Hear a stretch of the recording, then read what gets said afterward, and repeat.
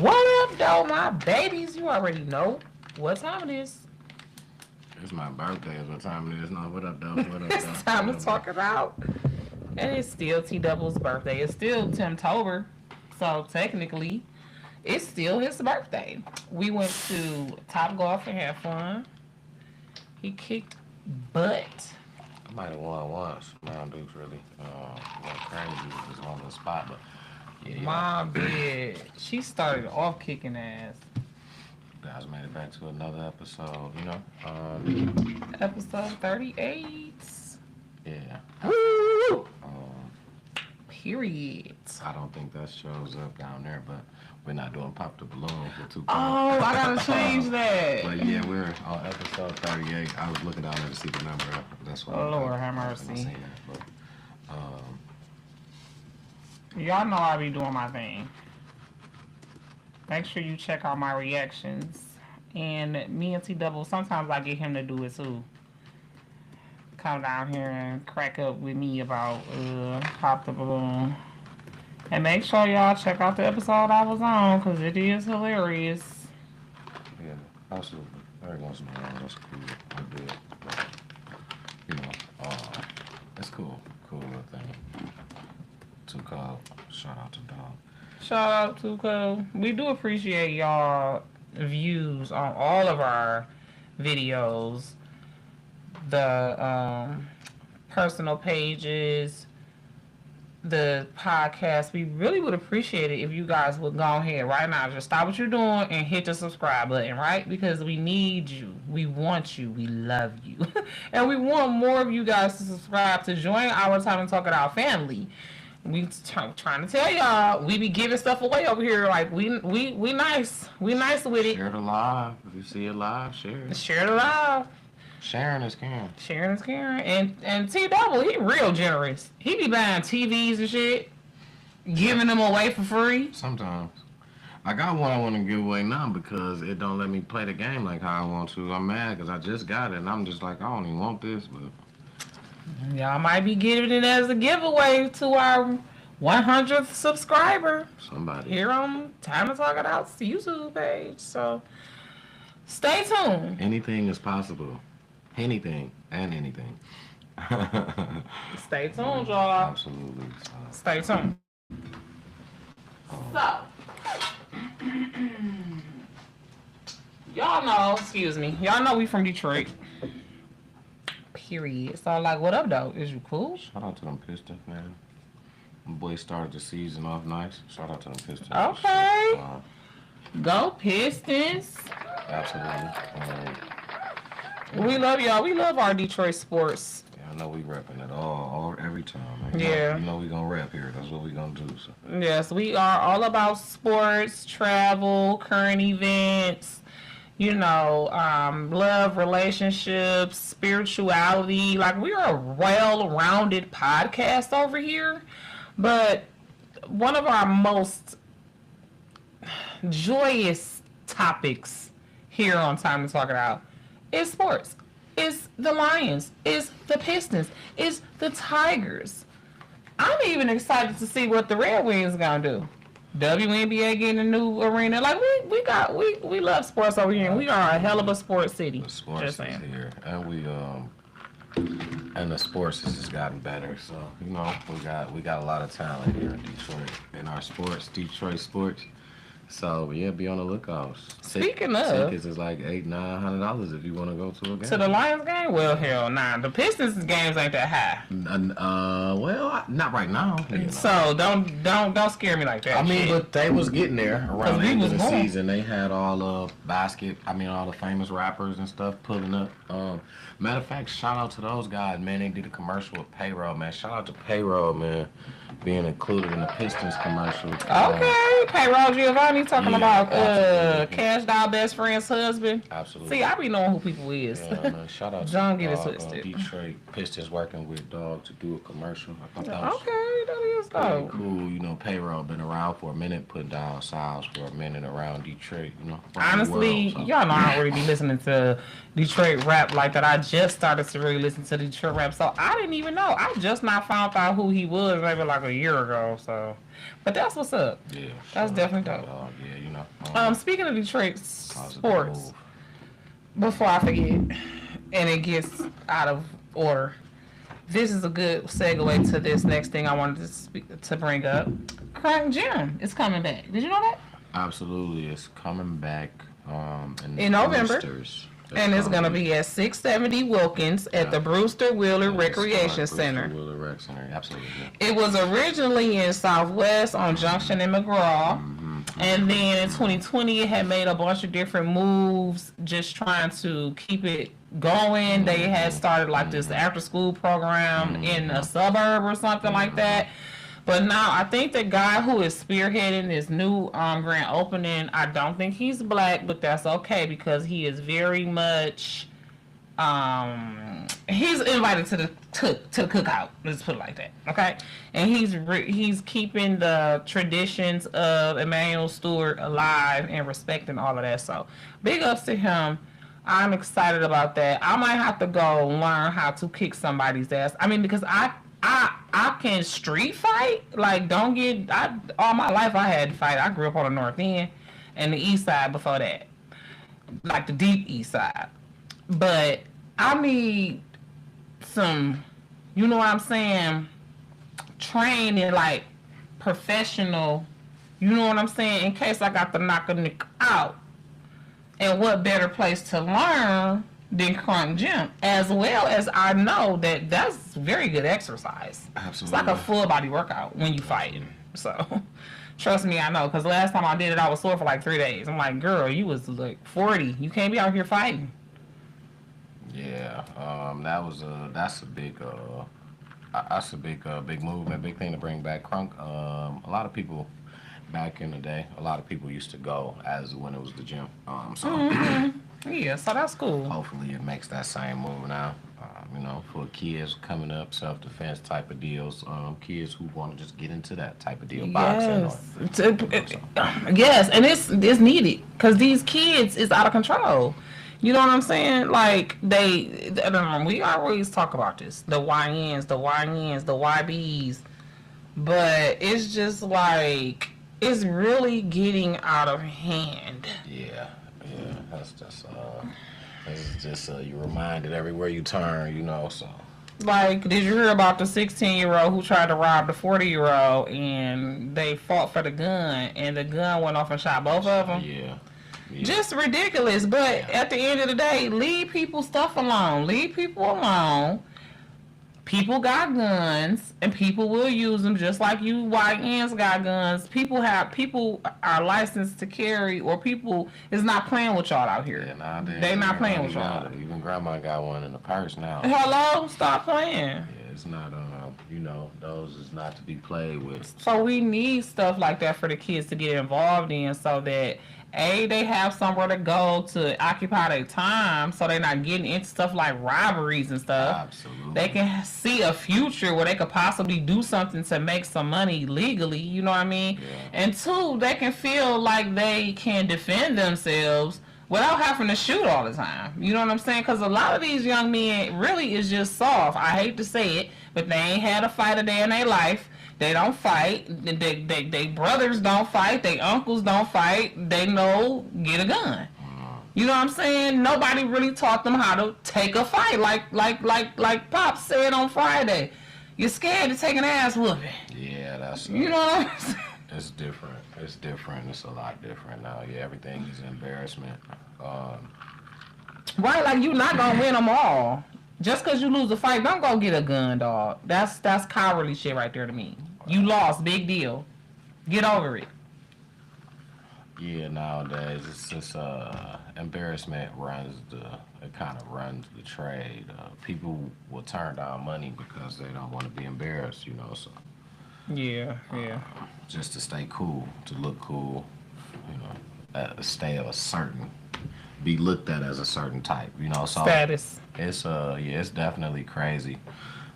And getting crazier, but Crunk is definitely, and a lot of stuff is coming back though, honestly. And I feel like, or if it's not coming back, it's being remodeled. It's giving stuff to do. It's giving activities. Like the new center that just opened up. Forget the name of it exactly. Ralph C. The park. The whole Ralph C. Wilson Park. yeah, absolutely. It's like that's more stuff for the kids Absolutely, to do. they had a big grand opening celebration. Absolutely. I think they had somebody. I can't remember who was there. Somebody was there. Oh, like a celebrity. Yeah, Okay. somebody was there. I want to say when it first happened. That's what's I up. can't remember exactly who, but yeah, stuff like that is cool. And to keep it up, we definitely have to go. You know what I'm saying? To keep it running. Stuff like that needs people, heavy traffic through there. That's what funds those type of deals. So I feel like use the resources that we got. When we got them, use that to kind of help out what goes on out here in the world. So absolutely, big shout out to those things that's coming up. In Detroit. Absolutely. Like, first, I want to say to everybody, like, stop running from the police, bro. If they behind you, just take it up with the judge. Like, it's a losing battle, bro. It's not worth it. It's really not worth it running from the police. You know what I'm saying? Stop resisting the police.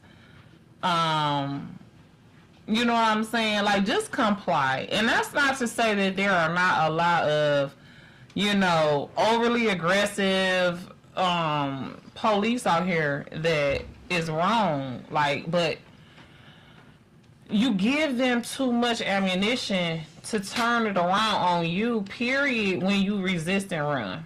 And then this guy, I'm sorry, but I just feel like this was very idiotic. So God rest his soul if he died. I don't remember if he died.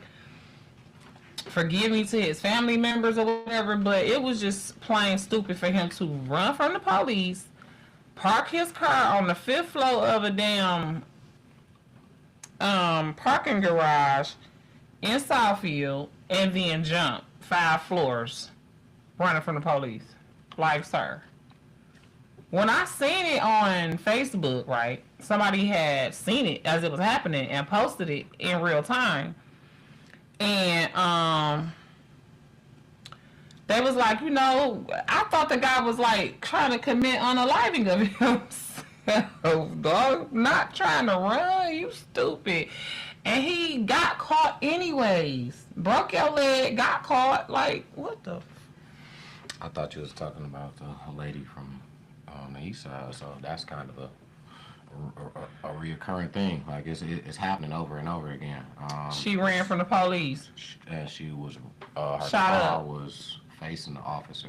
She and the other officer shot her in the arm. Now he's facing He's about because suspension and all those other types of No, stuff. he's finna get charged. Yeah. Because the chief of police came back after he investigated the body cam footage and said that cop was wrong. Yeah. First of all, he was relatively a new cop. So, he probably wasn't all that smart. Or, you know what I'm saying? Like, he wasn't all that versed on the rules, should I say, of what he really could and could not do. And, the guy, Lord, forgive me, y'all, I can't even talk. Bettison or whatever, the police chief said that he violated like 3-4 things. He fired and they gave it over to the Wayne County prosecutor because he had no business. First of all, you ain't supposed to shoot at a moving vehicle. You ain't supposed to box nobody in like that. It was like 4 things that he did wrong. I don't know exactly, but I'm telling you what. Sit to the side and let your partner get ran down is crazy. What was he supposed to do? Let the man get ran down? But see, I don't think that's really what happened. When She was on the way to try to get away from him.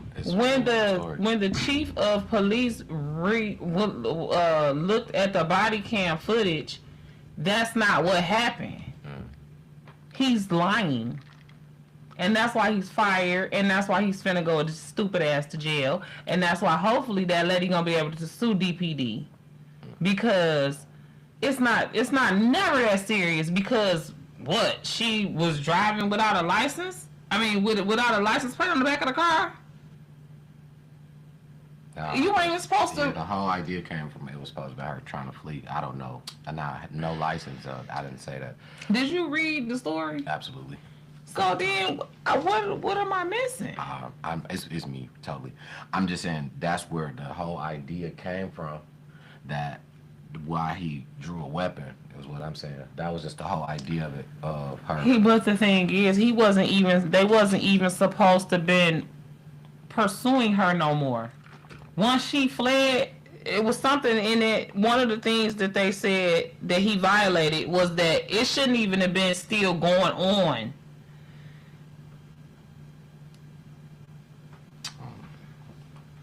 I don't know about that. Yeah, I don't know about that part. I didn't see that. I didn't see, you know. But yeah, no. Just the thing was, if that was the case, that's what I said. You just I didn't know what he was to do, to sit aside. And, but then the other officer is okay for chasing another dude and he jumps off the bridge. Like, I'm not. Nobody is okay. Dude. I'm just saying nobody is okay with. And you. There's certain things that you're not supposed to chase over, and if it's not, I mean, I'm just telling you what I read, and I mean, either way it go, they weren't supposed to shoot at her car. If she gone, she got away. You ain't supposed to shoot at a moving car. I'm about to read the part. How if he right here? She not gone if he can shoot her from right here. He didn't shoot her from the back of the car. Bettison said the officer's conduct violated key policies, including the ban on pursuits for non-violent offenses. You weren't even supposed to chase people. It's been too many crashes. Let them go. Get them later. You're not supposed to chase them, period. That's what I said about do, so that mean he was wrong for chasing dog. Yeah, I never said he wasn't, but he was stupid for running. If you don't run, they don't gotta chase you. I mean, but if you gonna run and they can't chase you, why not? You know what I'm saying? Hey, listen, I'm gone. Why not? The prohibition of boxing in vehicles and the rule against shooting at moving vehicles unless there is an extreme threat to life. And he seen the video. It apparently wasn't no extreme case threat to life. She was gone. I mean, it's still a court case, so it'll be settled in court for sure. So he's seen it. Nobody actually made a, you know, that's why he turned it over. It's a court case. Dog is getting, you know what I'm saying, all that getting settled out. So, I mean, we'll see exactly or know exactly, updated exactly how it happened more so when it happens. But yeah, he out there though. He ain't working. But do the other dude, do he still got his job? Is he fired for chasing the other dude, or that wasn't here? It wasn't about the chase, really, that he got fired. It was about the shooting. He probably would have got suspended or something like that for the chase. I mean, but not fired. Yeah, so I'm saying the dog, the other dude, that wasn't here? That was in Southfield. That wasn't the Detroit police. So, I don't know. Their rules possibly is different. I feel like it should be the same. But these different departments have different rules. I mean, I agree. Understand that, but when we talking about a certain type of deal, because that means that you can be chasing somebody from Southfield and they can ride to Detroit and you can chase through here because your department said that you can chase, but we don't chase. I just feel like certain stuff should be, you know what I'm saying, in a group of the same, because then it'll be like, all right, we not gonna go over there and do that because they don't do that, they don't allow that, you know what I'm saying, that's just a policy or something like that, you know. So I just feel like that's how it should be. My opinion. That's just all that is. So yeah, he was charged, and like you say, we'll see how it plays out in court. But yeah, we'll see how it plays out in court because they gave it to the prosecutor and she pressed charges already. So and he, what they say, suspended indefinitely or something like that, or something. So yeah, he's going through the process. And I'm sure that it ain't even going to be a thing that's going to probably come out like that. It's something that you really going to have to go and try to find out what happened, because I just feel like they don't really want to just throw that bad light on the police all the time, you know, because then it seems like it's been a lot of officer shootings. And I feel like you don't really get a lot of the updates. The updates, some of them do. Like, you know what I'm saying? I'm not going to say you don't get none. Some updates do come out. But I feel like some of them, they just don't say nothing. I don't know if it's just because it's like this one just sound bad or... A lot of the updates, honestly, you don't see them on like Crime News and the D, like how you see the first initial story. But I be seeing them on YouTube, on the news, like, or like because they had a whole court, the like whole court procedure be on the news on YouTube, and I end up seeing it. So that's how I end up getting the update, but it don't be as loud like you say, or as out, you know what I'm saying, as the initial story. You do kind of have to be in that algorithm. Some of them you better follow. Have that algorithm. Some of them you will get. Some of them you better follow if you want to know. Yeah. Well, one story that I'm going to definitely, well, it's a couple of them, but this one I definitely want to keep contact with and see what comes of it. There was a woman who shot her ex-husband. He in critical condition. So when you first hear that, you hear woman shoots ex-husband, it's like, dang, she terrible, right? No. He was a damn stalking, woman-beating, violent man. That's why she had divorced him and had a PPO on his ass. So he probably came, either way it go, if she was close enough to shoot him, he was in the wrong, because he didn't even have no business being 50 feet by her. And this is the thing, ladies. If he said he gonna do it, believe his ass and get a PPO, because if you have to put some lead up in him, you want to already have your paperwork in order, baby girl. Don't have to, she ain't even charged. Okay? Because it was already documented that he was violent, that, you know, she had been awarded a PPO, so he had no business within eyesight of her. You know what I'm saying? I'm just seeing you, I feel threatened for my life, and you about to catch one. Period. So I'm glad she's alive. I'm glad he's alive. Hopefully he can get the mental health care that he needs now, because it sounds like he needs some mental health care. Anytime he was trying to be on her and she had a PPO on him. Why are you around me, sir? Yeah, that's a wild one, huh? Yeah, I mean, I wouldn't have, immediately when I heard that, I wouldn't have thought that, you know. She was crazy anyway. I feel like nowadays, you know, you gotta think kinda when you the outlining of something. I just feel like, man, you just gotta be ready for whatever. Like, I can expect this to be something. Well, it's been some crazy women out here lately. So when I first heard it, the way they first had the you know, the title of the story or whatever, or the caption, it just says woman shoots ex-husband type shit. You know what I'm saying? So it kind of seemed like it was just some domestic shit, like they was arguing. Like it you have to read the whole story to find out that he got all of these priors for, you know, committing violent acts against people. He was on probation. She had a PPO on him. You know what I'm saying? Yeah, that's he got priors for stalking and all this. Until you read all that, you kind of was like, dang, she just shooting, you know what I'm saying? Was she shooting? You know what I mean? I mean, It kind of make it seem like she was the bad guy at first. So, I just wanted to point that out there, ladies. Sometimes you have to turn into the bad guy. Because, hey, better you do that than to be out of here. And these guys is unaliving these women in domestic violence situations every day, B.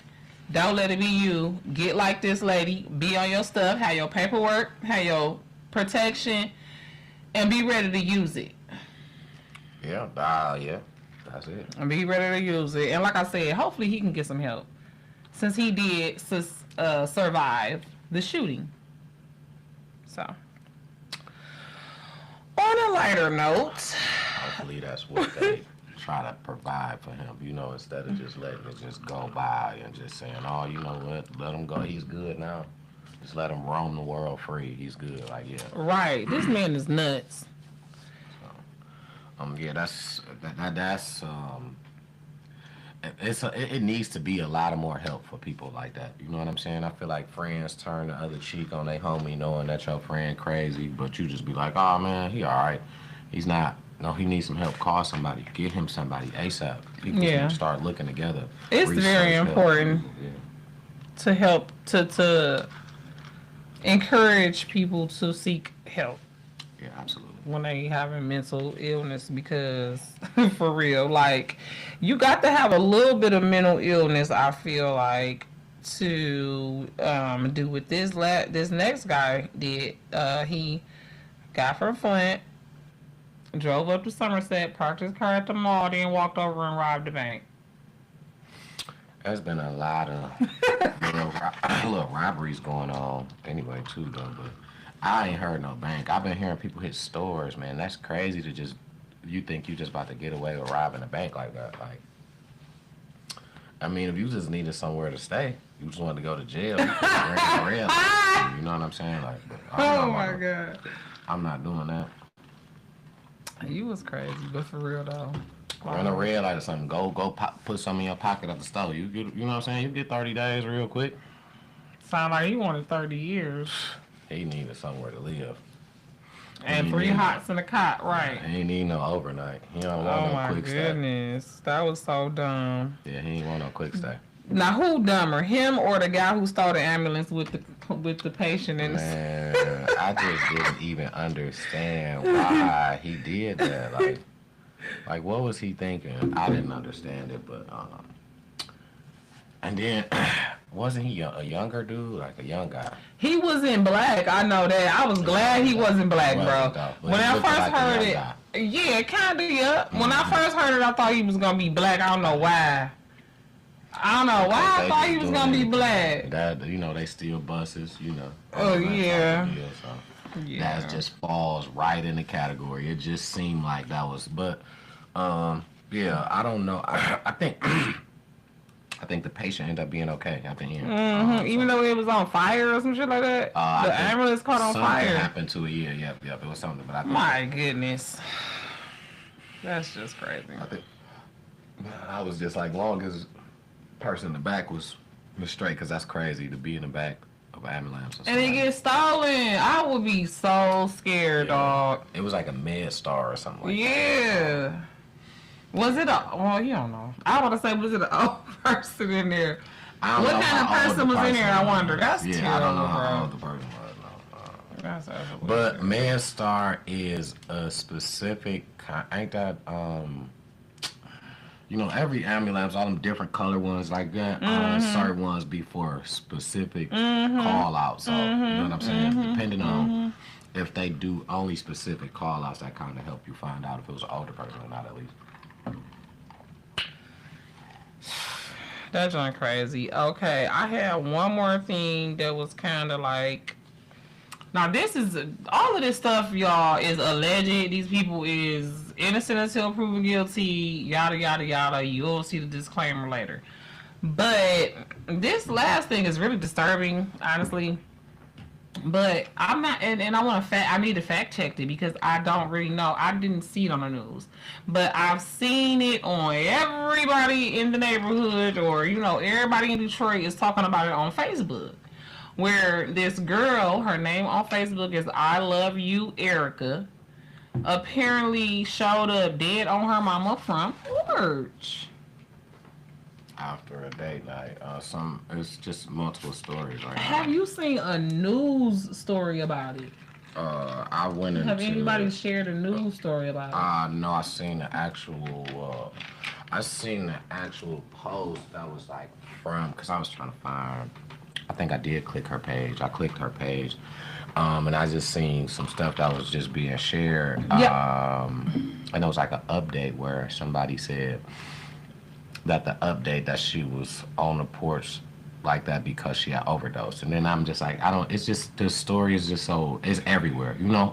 So it just led me to feel like since I don't know, I was just gonna wait until I found out a little bit more, because I tried to do a little digging, but it was, and that's what I'm saying.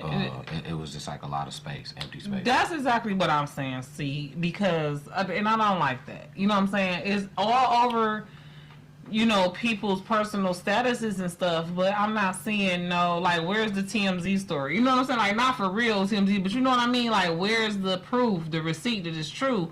Which, I mean, I guess I believe that she is apparently unalive, but, you know, y'all having us thinking it's like some type of weird serial killer out here leaving people on their parents' porch when the girl possibly, passed away by mistake. You know what I'm saying? That's all I'm saying. Like, it's terrible either way. God rest her soul. Rest in peace. I love you, Erica.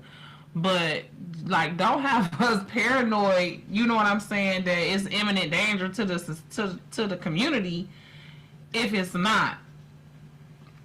So that's all. I was like, dang, I wasn't able to confirm that. So if anybody knows of a news article or a video or an article that's talking about that, I love you, Erica, lady ended up passed away on her mother's porch, please link it to us or to our Facebook page, please and thank you. Yeah, I seen that a little bit. Yeah. It was crazy. I think it was just something about a story, or she was just posting the night before or something like that. That I seen. The one that I loved. The last one that kind of really just stood out because everything else was just kind of a blur. But she went to go get something to eat or something like that, right? She had a good looking smash burger. I seen it too. I went on her page. Said something about some drinks or something before she drank. She was about to go and get drinks after that. Exactly. She was like, I'm about to eat so I can drink. Very familiar. Okay. So yeah. Jinx. Yeah, but no, rest in peace. Yeah. That's what I seen. Rest in peace to her. And our thoughts and prayers are with her family. I heard she had children. She was obviously somebody's child. So God bless her and her family. On a lighter note. Yeah, absolutely. We got a 10-minute store coming. Downtown. You heard that? November 15th, I think it opens. Oh, okay. See, I know all that. November 15th and the 16th. I think they're doing like some big little grand opening stuff down there. I just want to see the booth that's gonna be outside. I don't know if it's already there or not. It almost looks like it's there at least, but I haven't seen it. I just want to see the booth that's gonna be outside. I guess it's supposed to be the first actual stand-alone Timberland store or something like that. Ever or in Michigan? Period. Oh, okay. I think it's the first actual standalone ever. Yeah. That's what's up. So, like they all be like in malls and shit. I want to say. That's what I want to say. I'm not too sure about that. You know, if you guys want to fact check me and then bring it back, do that. But keep it cute. I want to say that that's the I want to say that that's the only one. The only one. But, which, Detroit is like that. Y'all make sure y'all ain't leave this Timberland store alone, man. Y'all don't need them that bad, man. Y'all out here stealing these clothes to get fresh, man. And don't be stealing from Timberland, man. First of all, it's downtown, so y'all better know the police is on your ass. If you try it. You caught. You already caught. You good as caught as soon as you think about doing it, so just don't do it. Yeah, I don't care how far away you caught. Yeah, it's not enough. You caught. But because cameras everywhere, they're going to find you. Yeah, that's a thing. I guess that people doing, hitting the stores, taking the clothes, and I was just like, hitting the clothes, taking the clothes. What we got down to, but I guess that's somewhere somebody got to do something in there. Somebody thinks that's a part of their hustle. So I just feel like that's not the way to go. But bomb mentality is lazy and bummy. If you gotta steal from somebody else, you're a bum. I don't care, and I don't even want you to subscribe to my channel. I don't like thieves. So, anyways, speaking of thieves, I don't even give a fuck. You can subscribe to my channel. Just make sure you watch all my make sure you watch all my videos and make sure you leave comments and shit. Cash me out. I don't care about my thing is I can't. All money ain't good money. Yeah, I can't stop you from stealing. That ain't I don't. Hey, to each his own. You won't never be able to be around me. All but saying you not gonna watch my pages, I'm not gonna say that. You can watch mine. Hey, I'm here. You can watch mine. Hey, you steal. I don't. don't want to watch my shit. Go You on, head still, on. I Bye. know. You Bye. still. See you later. Bye. I'll steal. Go watch Trump. Speaking of thieves, Trump has appointed. Now, I thought this was crazy, and I have mixed feelings about it. But apparently, our weed man here in Detroit, Mark Savaya, is Trump's new what do you call him? Special envoy to Iraq. Now, I don't know what the fuck that means, so I was going to look it up. What is a special envoy? A special envoy is someone appointed by a government or organization to handle a specific issue or mission, often for a limited time. They act as a representative, used to manage crises or address new areas, unlike permanent diplomats who have ongoing roles.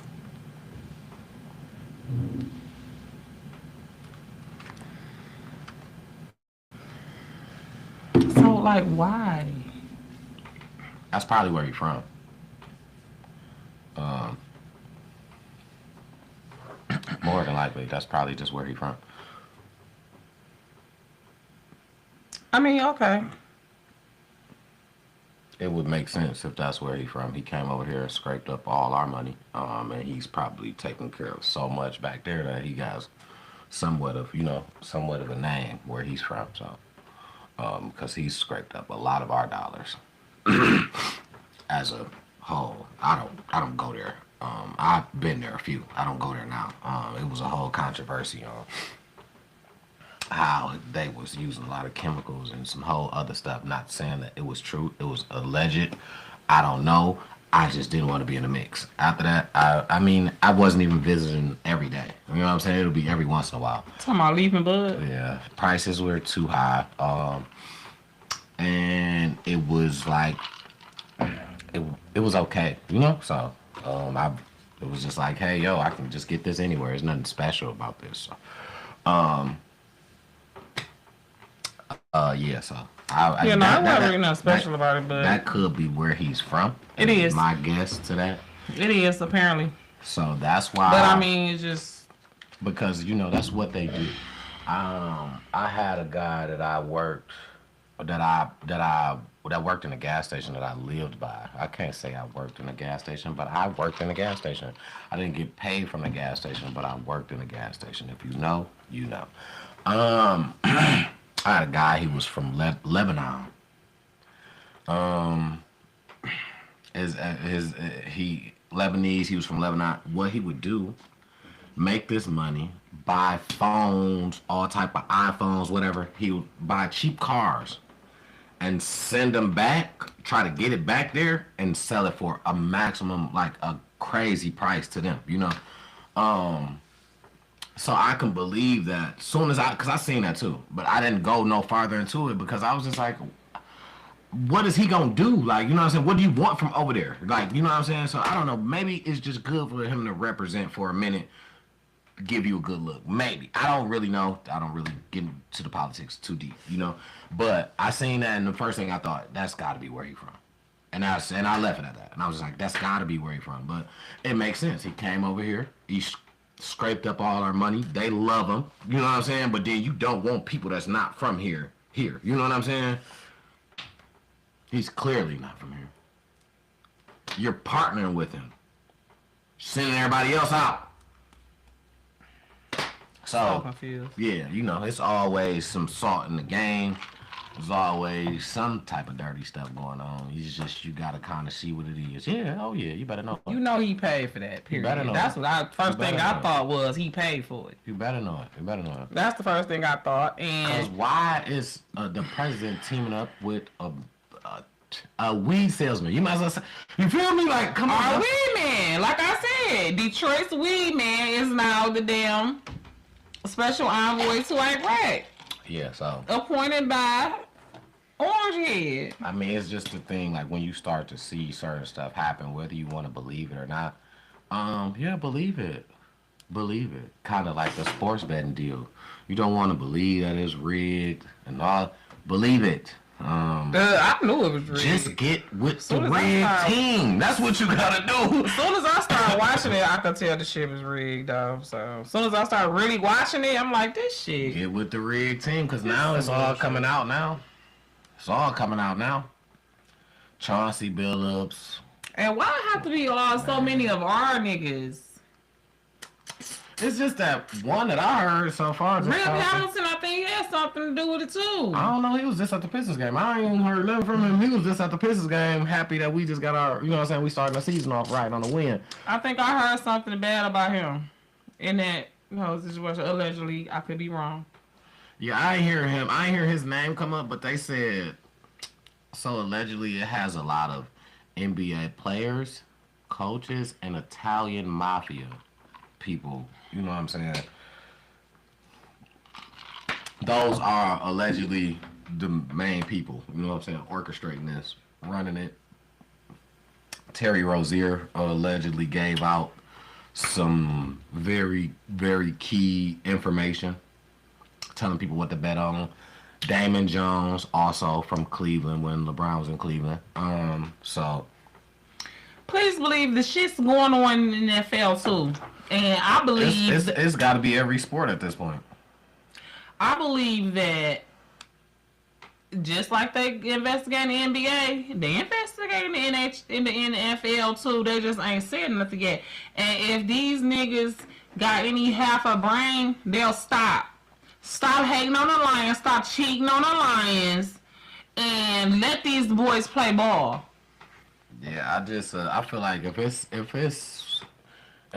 an increment of it to be true, and the players are actually doing this, it can't just be one way. It can't just be, oh, this all NBA. No, It's in the NFL too. Wasn't we just watching a game and a nigga fell out of nowhere or something like that? Wasn't nobody right there?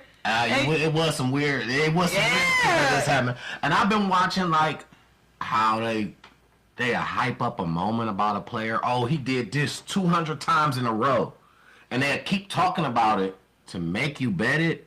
As soon as you bet it, it don't happen. And they be like, wait a minute, like how did this happen? You know, and that's a good thing to pay attention to and to point out during your my sports betting. Absolutely. And to remind people, like, you have to not only watch sports to watch sports, but because we dealing with what we're dealing with, you got to listen to the commentary. You got to watch the shows, the news shows. Listen to what Charles Barkley and what's the white boy, the football guy. That played forever and now he talk and he boring. You talking about Tom Brady? Tom Brady, listening to what those guys are saying in the commentary. Don't listen to somebody who's a player. And like I feel like I ain't gonna say everybody got a script. I'm not gonna say that.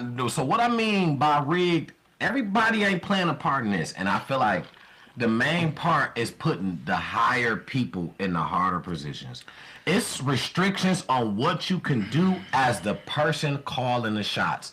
Don't let this happen, and don't let that happen, and don't let this happen. And you gotta go and kind of do it without kind of telling the people, like, you know. So I feel like that's what creates angry players.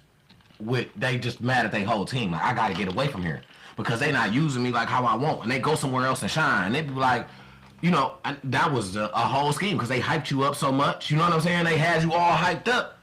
They made so much money off of you. Yeah. Go ahead, go somewhere else. You know what I'm saying? Vegas made money off of you is what happened. You know what I'm saying? The Italian mob. So, yeah. Wow. That's crazy. And I feel like if this come out to be true, and they go down for this right here. That's messed up. I really listen. I really think a class action lawsuit for come for us sports bettors because we need our money back. Okay, I am not playing. For real though. We need our money back. Y'all made millions of dollars. You know what I'm saying? So listen, billions, I'm sure. Yeah. So as a half of a sports bettor that I am myself, I kind of was around during that time. I didn't bet a lot on basketball, but they keep history. You better know they know how much money you spent, how much money you made, whether it was online, whether you pulled up and used your card. They know it.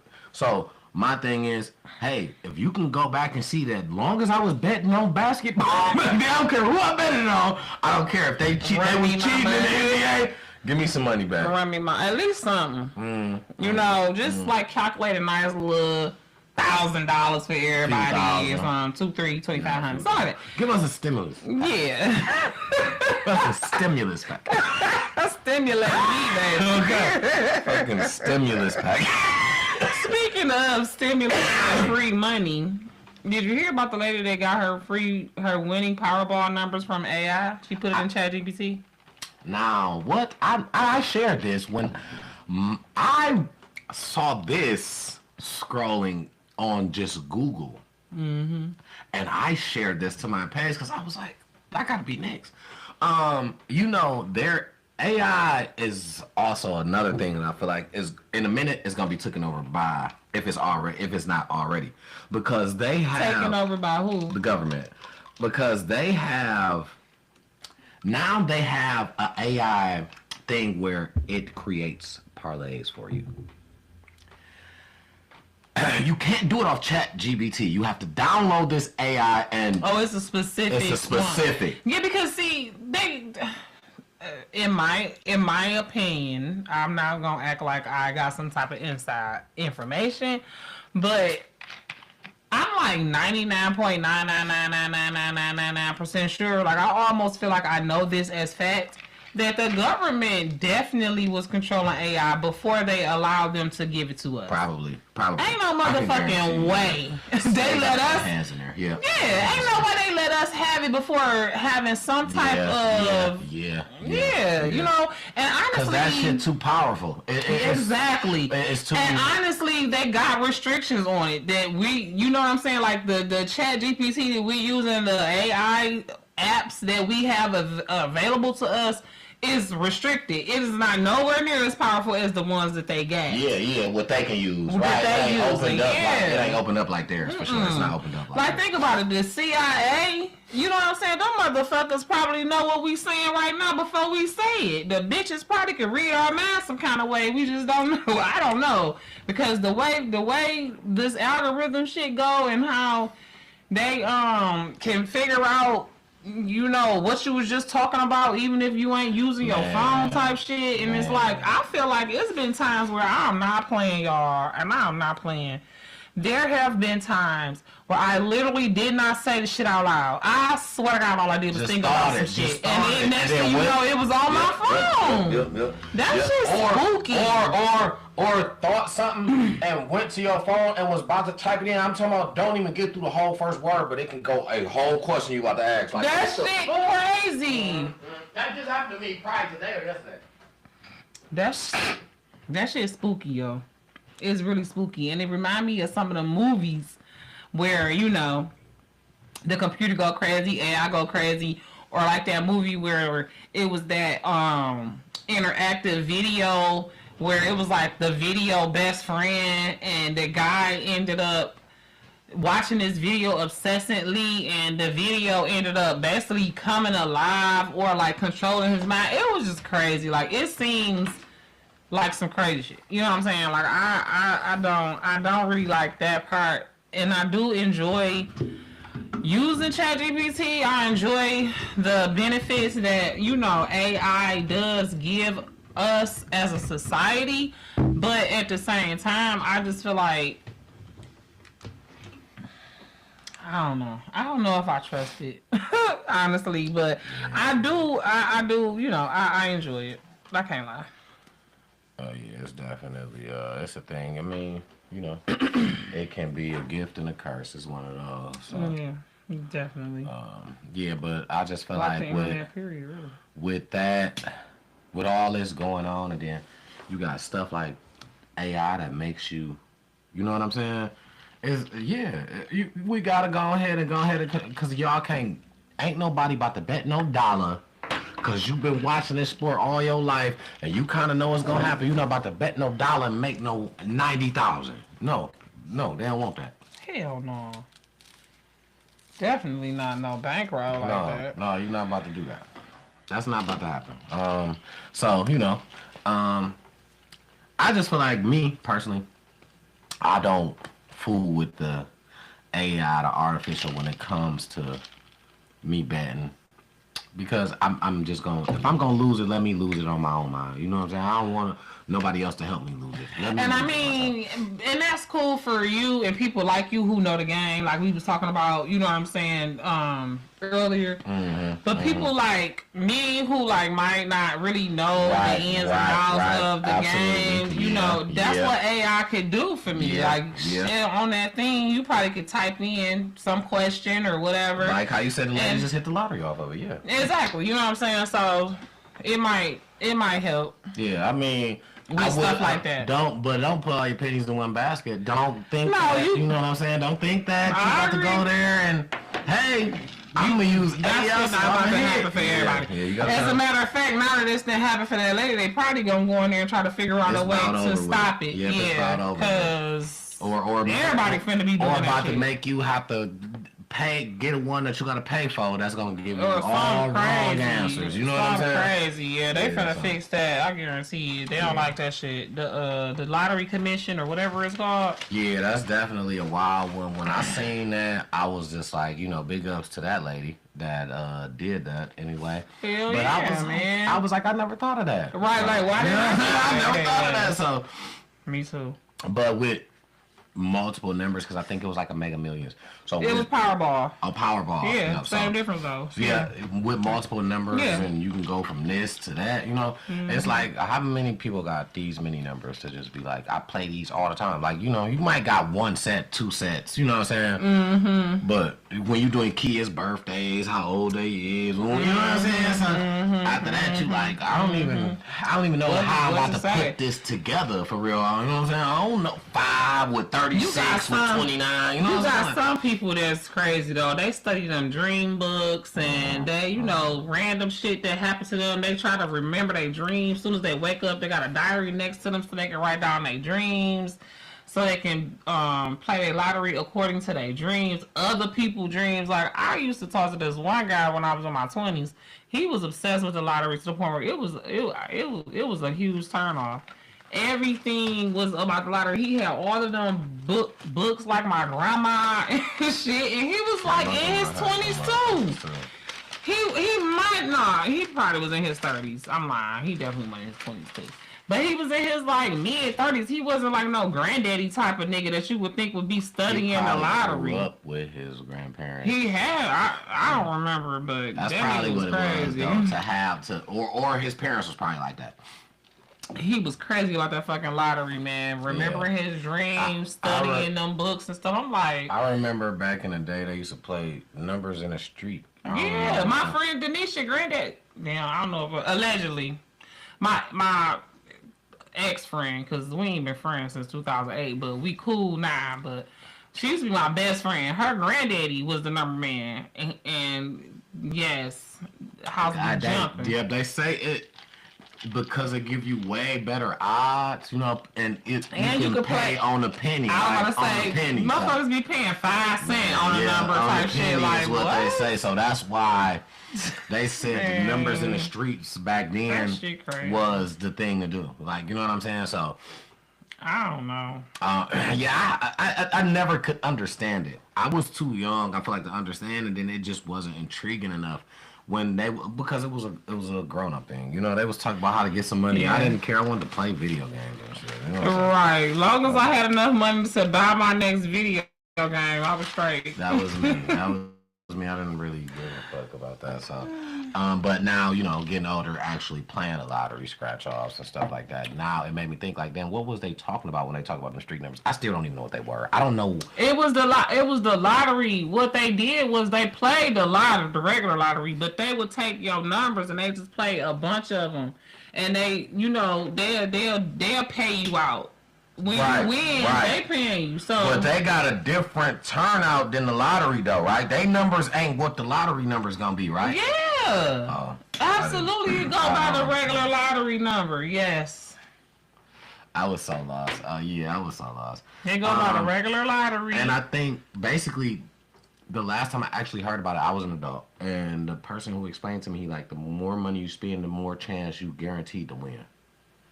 He like, shit, say you come in with like $100.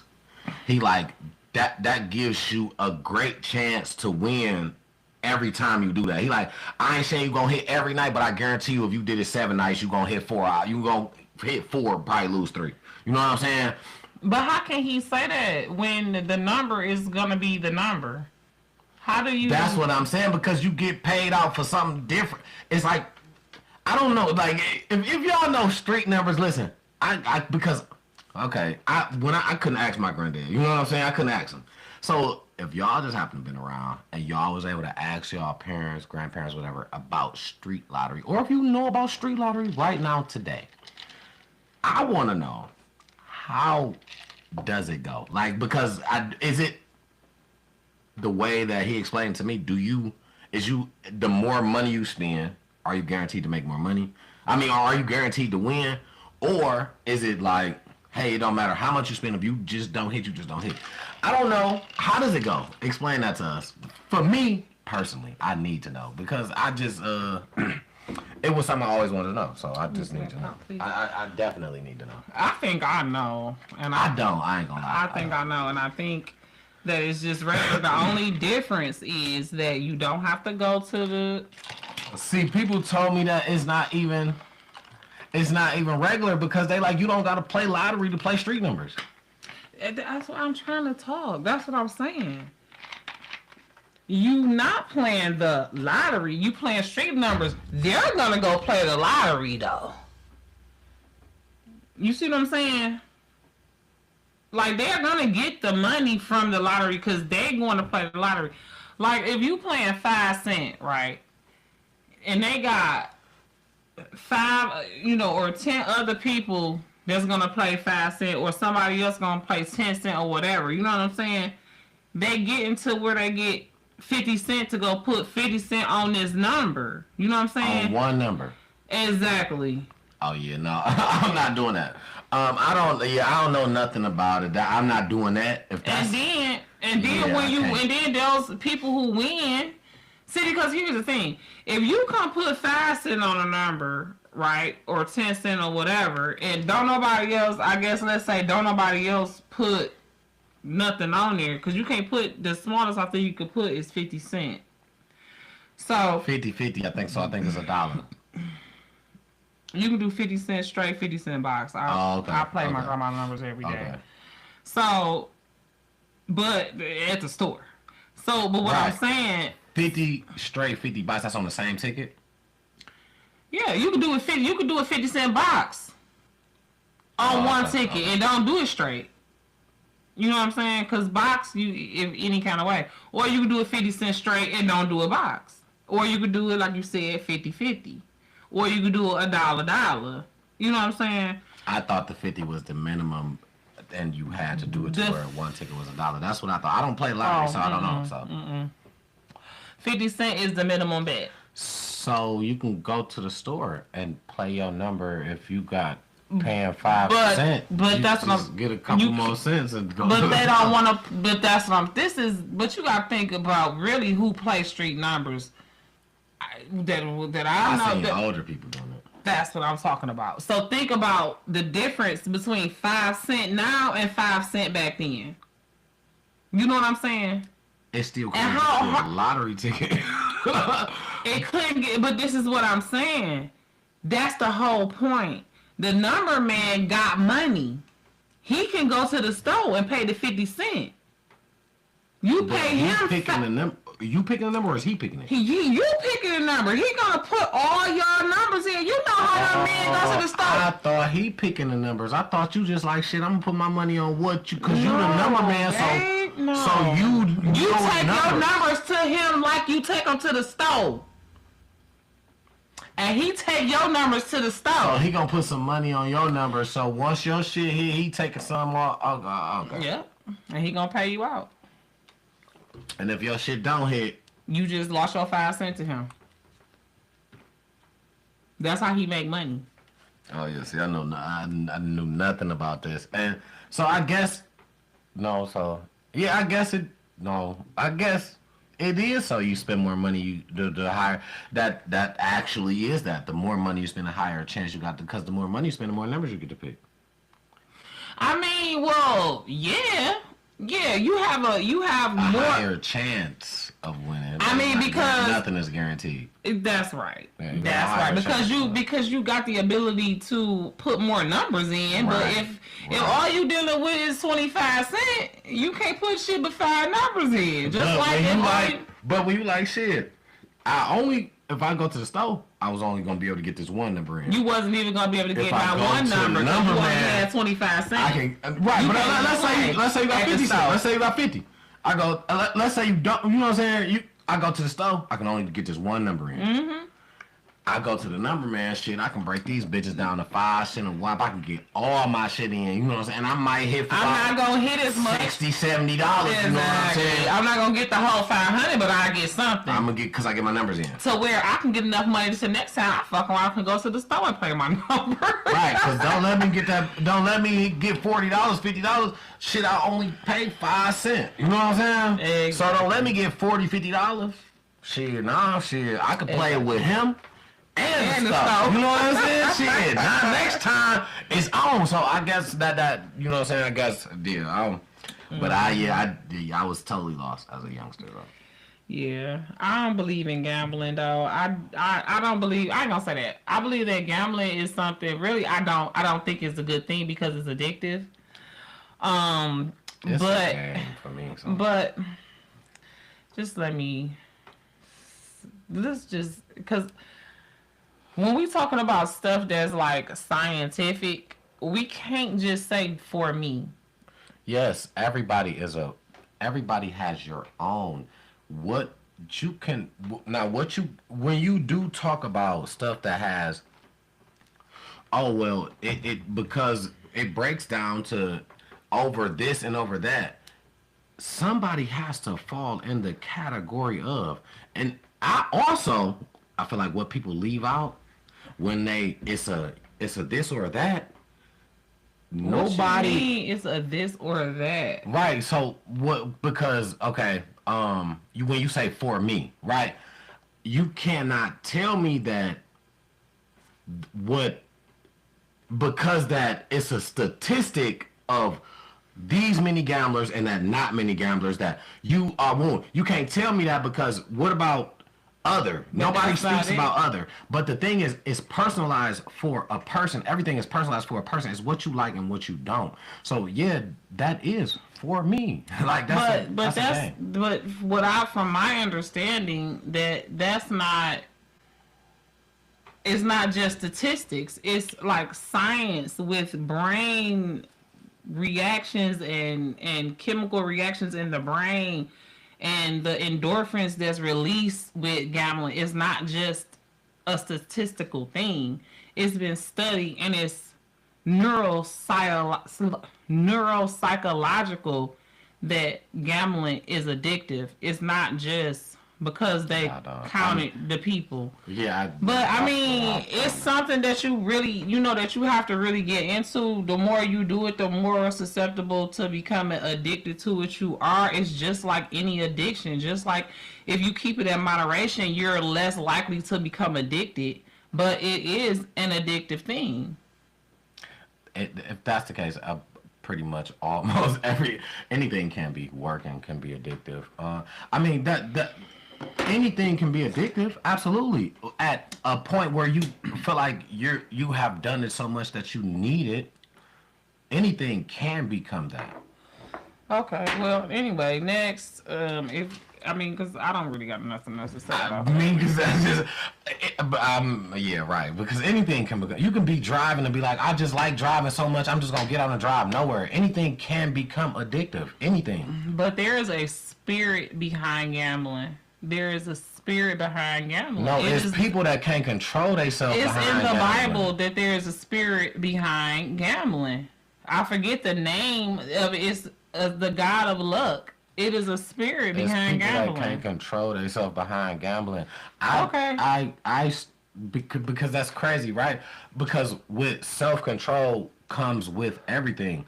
it makes anything better. I started FanDuel when FanDuel started.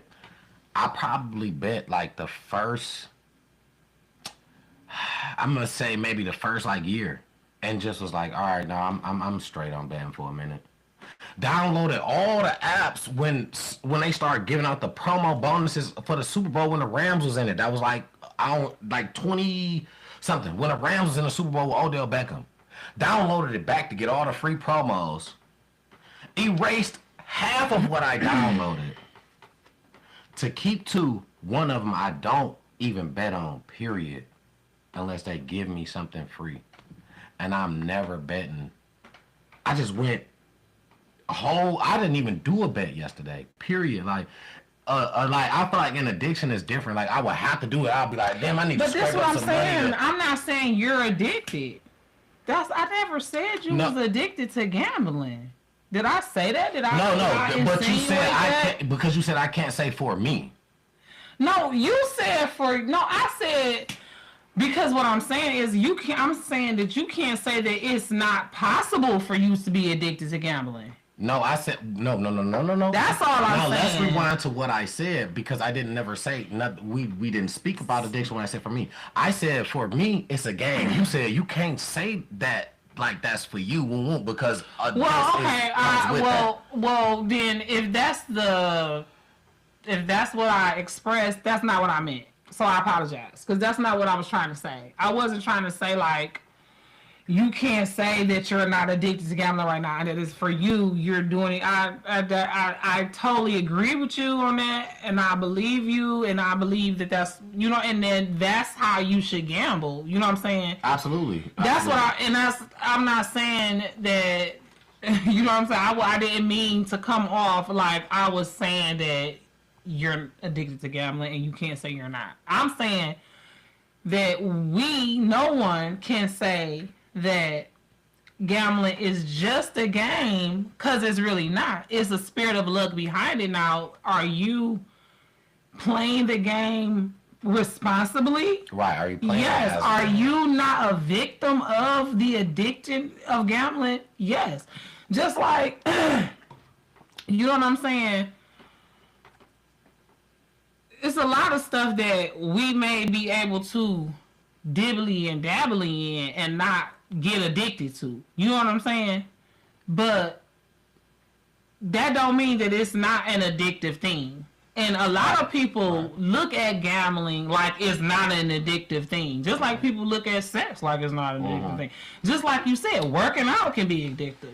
Working too much. You know, a lot of stuff. You know what I'm saying? So I'm just saying. I definitely agree. It can be addictive. I'm saying that I understand that. Gambling is one of the most addictive things, almost like drugs and alcohol, which is why they have Gambling Anonymous type stuff and stuff like that. Absolutely. And even when you gambling, and it spoke about in the Bible because gambling is surrounded around luck, and there's a spirit behind that, and you start to idolize the lottery or craps with your friends, wherever you think you. Like we was just talking about how our grandparents did with the books. You start to and look at that as if it's going to be your provider.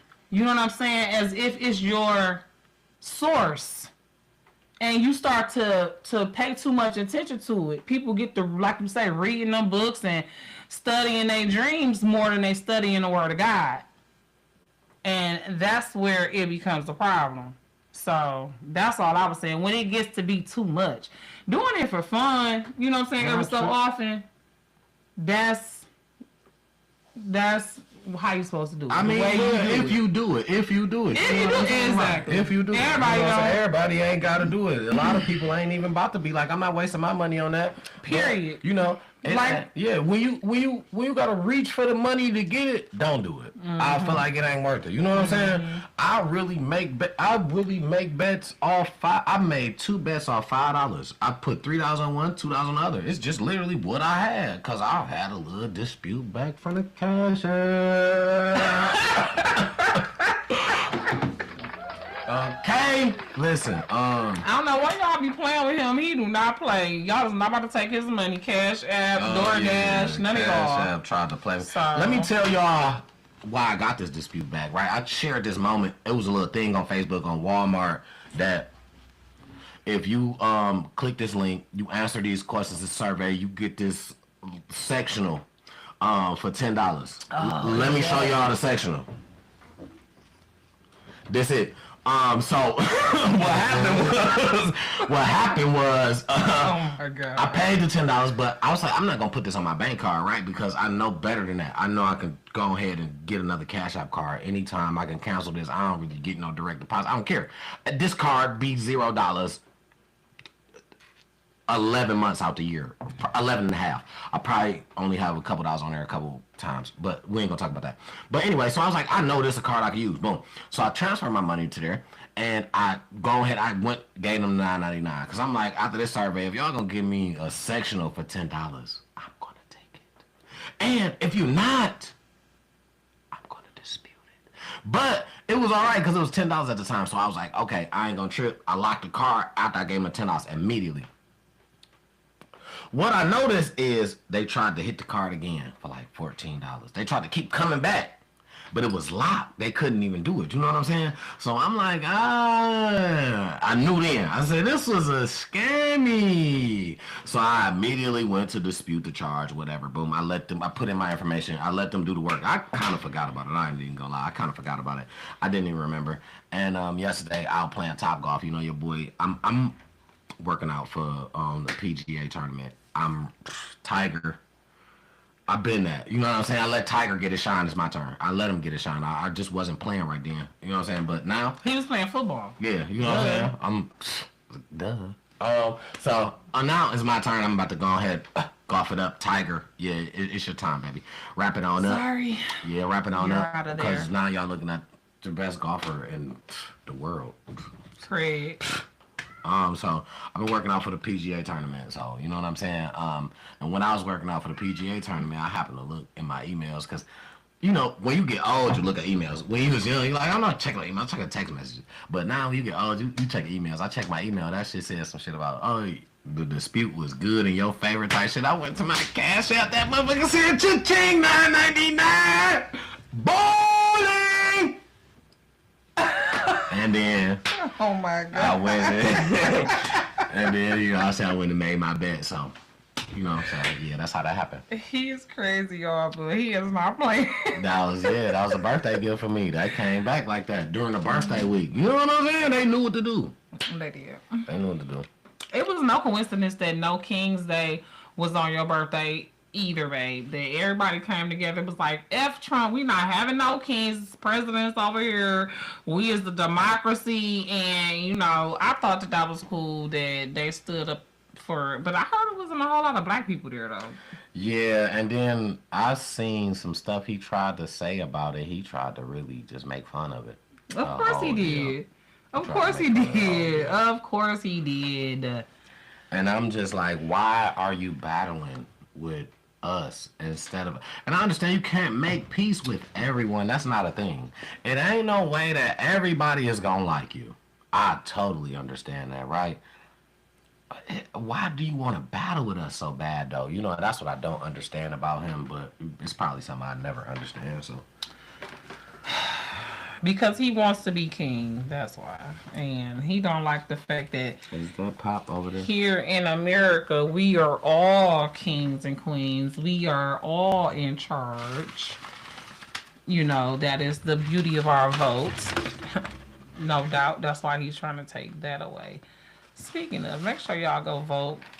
Please do. They're giving out free bus rides all day to the polls. Any bus that goes to the polls is giving out a free bus ride. So, listen, ain't no excuses.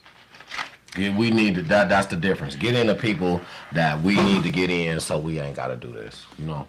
But, you know, I don't like to do that. I do want to give a shout out real quick. If you from Detroit, you know who they are. I want to give a shout out to New Era Detroit for they started a program.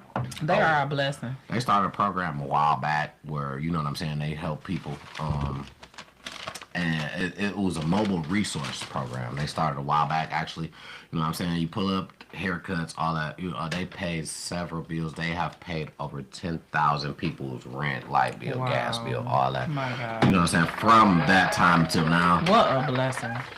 And you know, and shout out to Zeke. Absolutely, and I had heard his health was bad. You know, prayers up there. Oh no. Yeah, I heard his health was bad. Prayers. We up all there. got to come cover him with the blood of Jesus. Absolutely. All the prayer Absolutely. warriors, because that whole movement is very needed.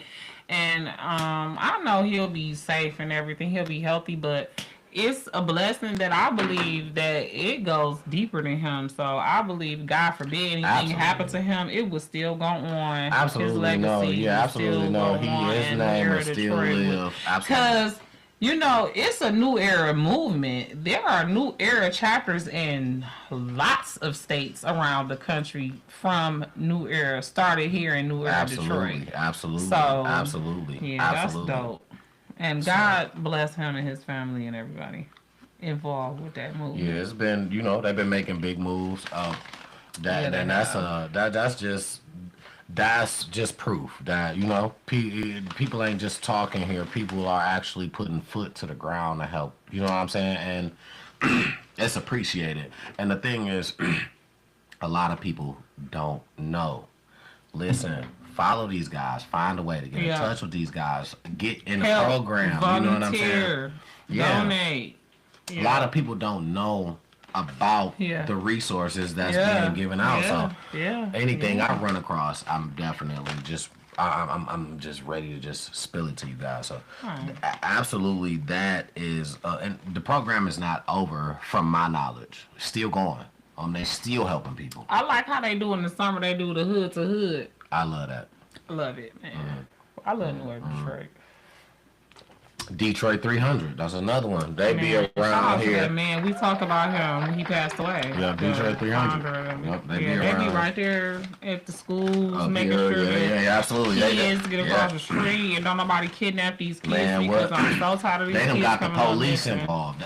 It was them that got the police involved. I guess because they used to be up there so much with the sirens on their cars that police probably used to wonder, who are you? To the point that, okay, this is who I am and this is what we doing. It's a movement. They got multiple cars. Yeah, and the police know about them, but like you said, they probably had to. They probably had to let them know. You know what I'm saying? This is why we here. This is why we like that. And they around the school decided to collaborate, which is a great thing. So big ups to that. You know what I'm saying? All the little movements that we have to make the city better, comfortable, somewhere that we able to send our kids to school. You know what I'm saying? Somewhere comfortable. That's the thing. Like, we gotta definitely give people their flowers while they're here. Definitely appreciate the guys, the people, the movement. That's just for, you know what I'm saying, making a greater place here. You know what I'm saying? One by one. So place by place, area by area, however y'all doing it. Just big ups to y'all. Just keep going. Yep, I agree. I wanted to say lastly, about the one little Detroit little situation. Now I know, it's probably not out online yet for nobody to go and look up, but I probably got some insights to some real good information. If you from Detroit, you know my boy Steve Radden, which is the founder of Steve Soul Food. I love Steve and Soul Food, man. he is supposed to be coming out with a new restaurant, Egg Drop. Chris was there. Yeah, and it hasn't opened yet. It's no information about it, not yet. So I'm sure what he's doing now is he just has it. He's testing out, you know. So I'm pretty sure when he comes, when it opens, it's gonna be fire. But well, be on the lookout. Shout out to my boy Chris Kyle of Enjoy Motor City and Photo Booth 313 and all of those things. He's a pillar of the community as well. Absolutely. He was just there today, I believe, and he's I think plug-in promo video or something like that because he he finna did do. the- So yeah, make because sure he did you the Steve subscribe Summerpool to. video, absolutely. I mean, make sure you. What is it? Like? No. What is it? I'm Auntie. What is it when you on somebody Instagram? follow. Follow him on Instagram on Enjoy Motor City, or follow him on Facebook because I know he got so many friends. You're not gonna be able to be his friend, but you can follow him on Facebook as well if you're not on Instagram. And he probably on TikTok too. Yeah, he on TikTok too. So any of those, Yeah. if you follow those pages, Enjoy Motor City, it's gonna come up. The Steve Soulful new egg drop restaurant promo video. Yeah. Steve Radden is my guy. Shout out, big shout out to Steve. Big shout out to him. Quick story time. Been doing restaurants for over 30 years. Been in the What? I restaurant feel like it's industry. gotta be way more than 30 years, but Over. That's why I say over. Yeah, Over but 30. yeah.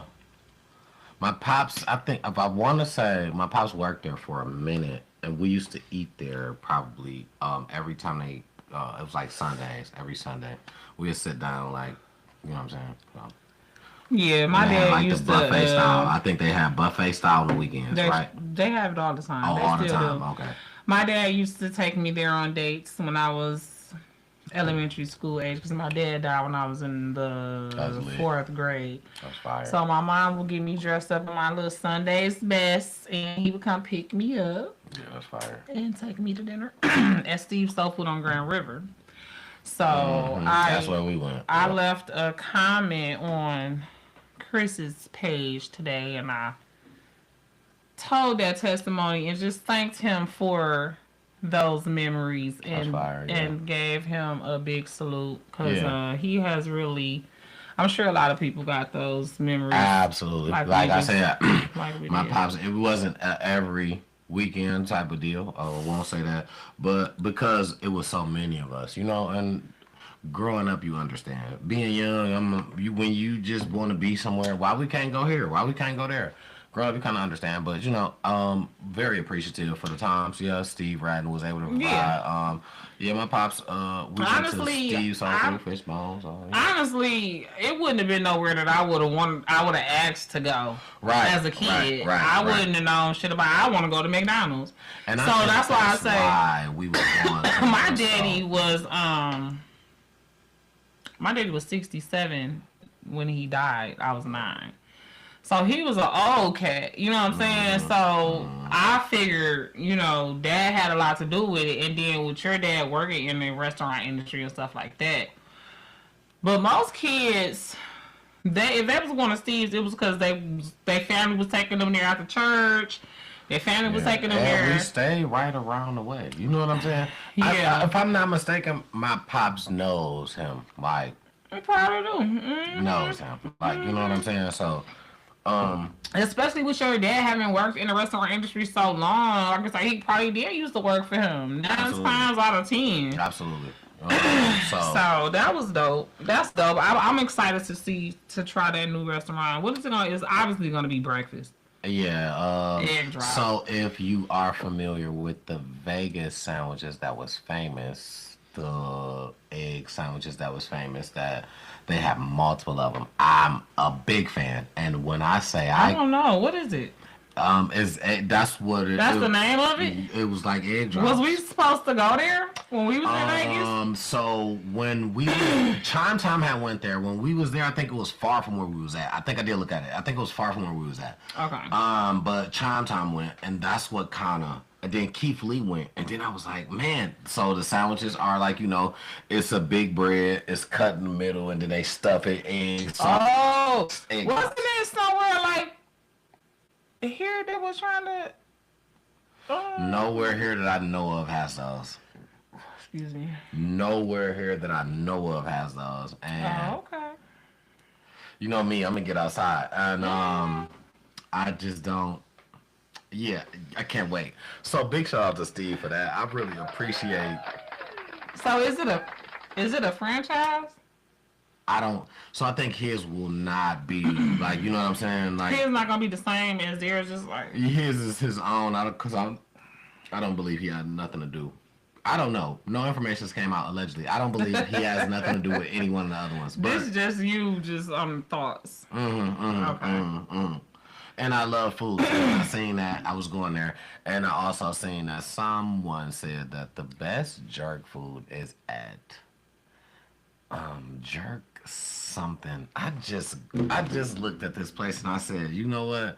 Knowing me, I gotta go and do a review in there. And I gotta check it out. When somebody say that's the best, Lennox Jerk Kitchen. I gotta go there. So. And where is this at? On the east side? No, this is on the west side. This is actually on 6 Mile. 6 Mile West 6 Mile. Lennox Jerk Kitchen? Kitchen, yeah. So I'm gonna check that out. So you already know if you want to see the review, you know where you gotta go for that. Come on, high reviews for y'all though. Always on the food though. So. But that was my last for the little Detroit little deal. But you know, I wanna 1 second. NMS? No, That's where we going. Yeah, that's where we're about to go. But I was saying that was my last 1 second. I want to take the time. 1 second. Shout out my girl, Detroit Diamond. Detroit Diamond has been sliding on a lot of shit lately. And she slid on the Cash Doll beat and said, can I get a feature? Cash Doll, can you please do one with her? Y'all too, I need it. That's something that you didn't know that you needed. But I know I need it. So, hey, listen, y'all don't even know y'all need that. Y'all don't even know y'all need that. I agree. Y'all don't even know. I heard that and I was like, yeah. Cash Doll, can we please get that? Detroit I like Diamond. her. I like her. Hey, do that. I like her a lot. Yeah. Yes, please. Can we please get that? Please. Can we please get that? Please. Yeah. I want that. Well, I think Yeah. Detroit petitions for that. Yeah, absolutely. Absolutely, yeah. So Yeah. we can move to that good little internet mess that we do.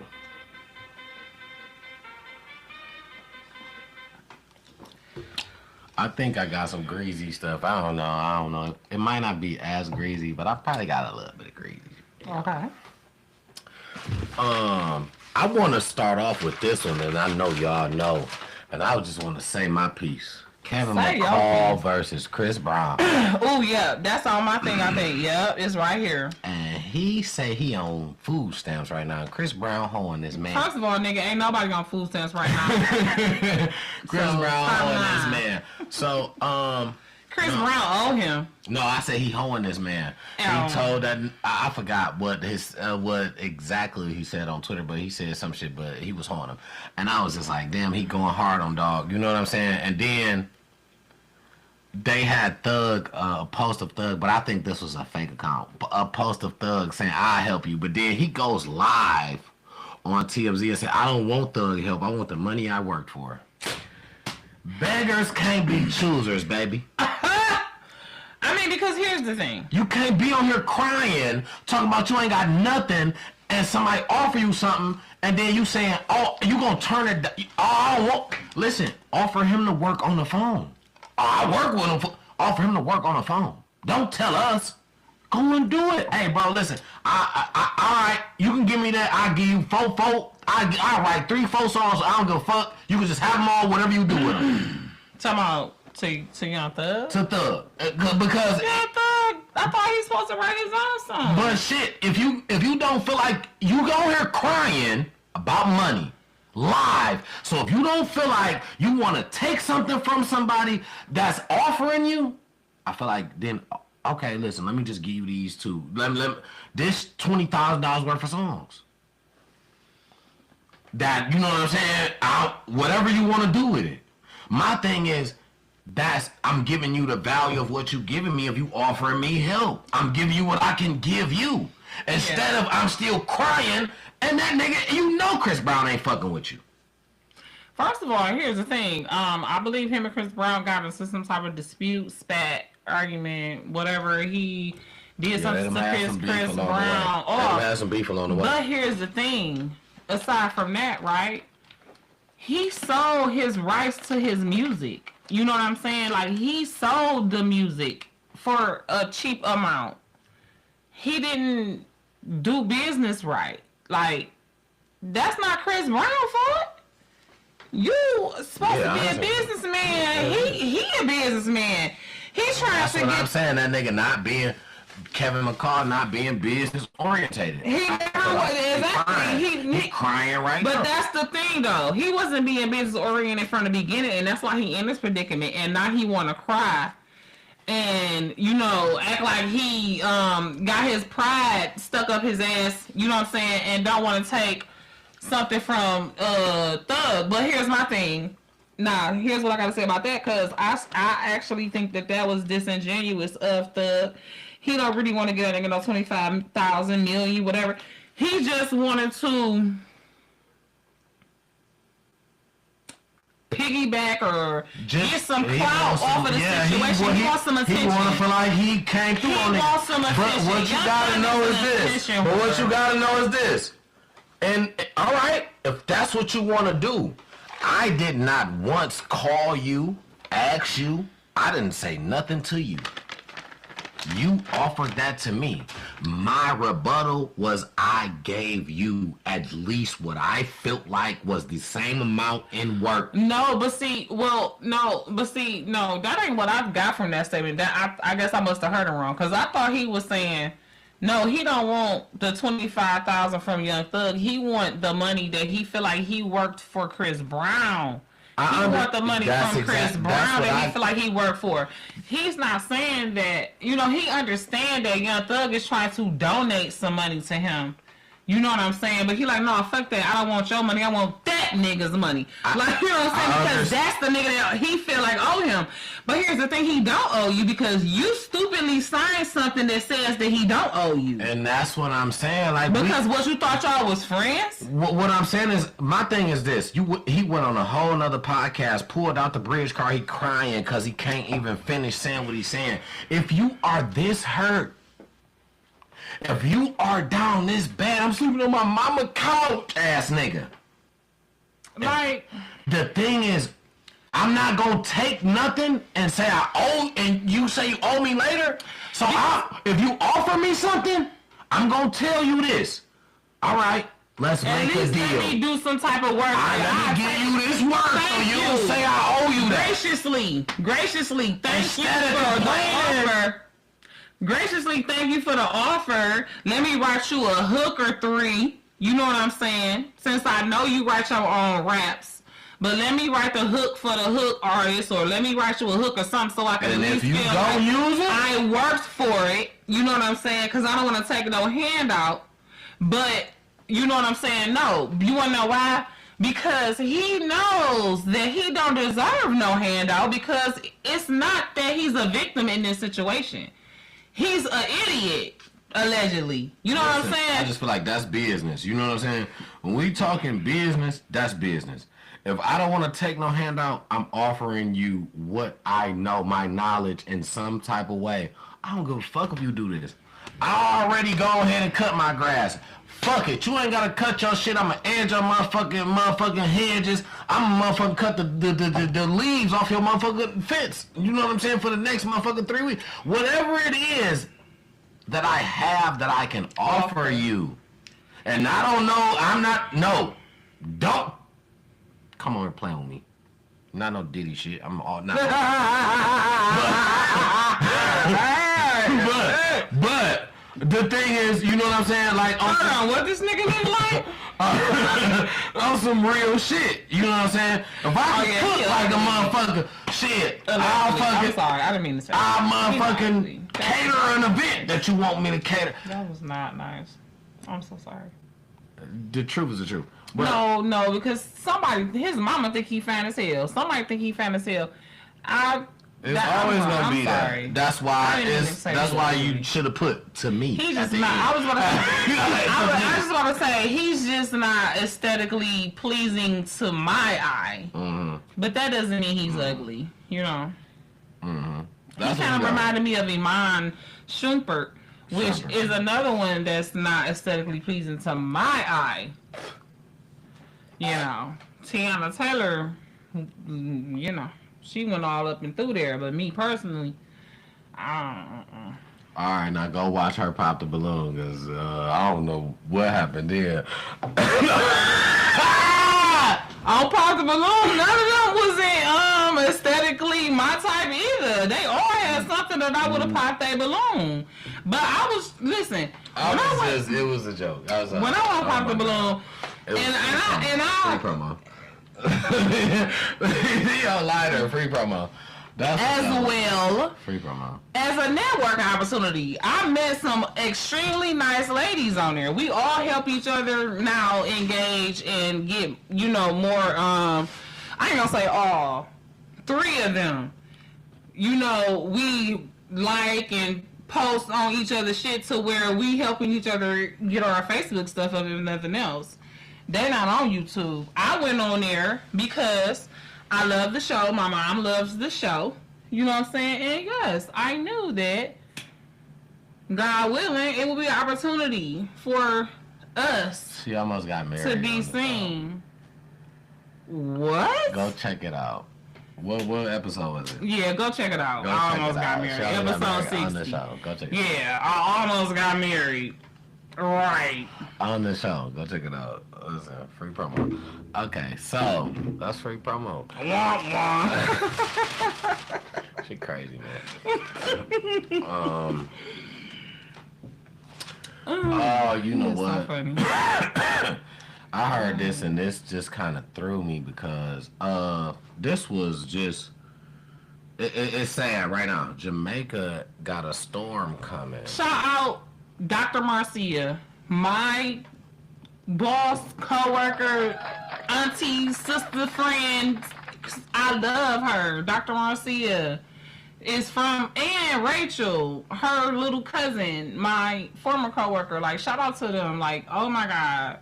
They say this storm. And it was somewhere else too. Wait, I'm sorry. No, go ahead. Alaska.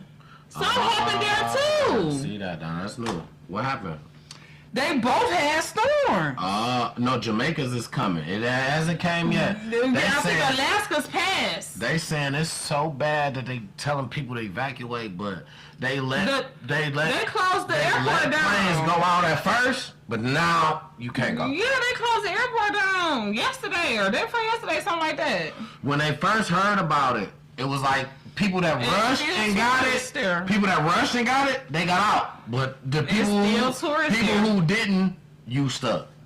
And there are still tourists on the Big island. prayers up for them. Listen, prayers for them.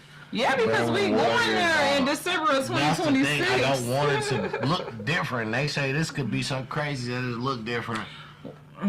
Big prayers to them. Let's just, they are a tourist region. So I just believe, that at the very least, the tourist areas is gonna be renovated real fast. And so we need to... I mean, it's the work that you can get people to get out there to do. Because let's say it get like that. Remember New Orleans, right? It's how fast you can get people to come out here to... They was almost giving the money away because they needed people to come out there and do it so bad. Babe, we just watched that video. If you recall, in the French Quarter and the most tourist-driven parts of New Orleans, after Katrina, it wasn't even messed up. They opened back up. They was able to sustain themselves because of where it is, how it is. It was the neighborhoods that got flooded. That's what I'm saying. Like, you don't wanna. It's certain stuff when you go, you don't want to stay in a box. You know what I'm saying? You want to go to certain, you want to see certain, like, depending on where it's at, though. Like, okay, if it ain't I'm not going around in the neighborhoods in Jamaica. Shit, I'm not going off the resort. I don't know. I'm not going off the resort in Jamaica. You crazy? Unless I'm with somebody that lives there, is connected. As a tourist, you don't go. It's not like when you in Miami, even when we was in the Bahamas, you know what I'm saying? If you notice, we stayed in the tourist area. You don't go in the hood. That's because it was not no night. If I'm going anywhere for multiple days, I will not be in no box. Like, that's just not it. Like, even... Listen, okay, in interstates and outers, you know what I'm saying, that's different, very, and I know that. But in the case being, you learn as you go. I ain't never been. Well, I'm sorry. You ain't never been. I just ain't never been to the point where, because I'm just not familiar with the area or something is just not, like, laws are not familiar. I didn't do something. That's not what I'm saying either. It ain't just that. It's just certain areas. For me, I just would rather No, I without a understand. tour guide or somebody that is native to that area. It's just, I don't know. I didn't heard too many horror stories. You know what I'm saying? And like you said, the laws is different. So it's like you don't even really have the law on your team. You can't even call the police. Yeah, because they. So I'm not. Yeah, it's a it lot. ain't worth it. You know what I'm saying? Unless. But see, that's why you plan ahead. You get a tour guide. You do your research. Yeah, know what I'm to saying? the areas and the need things to that know you can what it do. is that you need to have. But going where you Jamaica will be one of the ones, because like I said, my boss / coworker, Dr. Marcia and Rachel, they both is Jamaican. Like Dr. Marcia lived in Jamaica for years before she came here, and goes back frequently. And first of all, she'll tell you that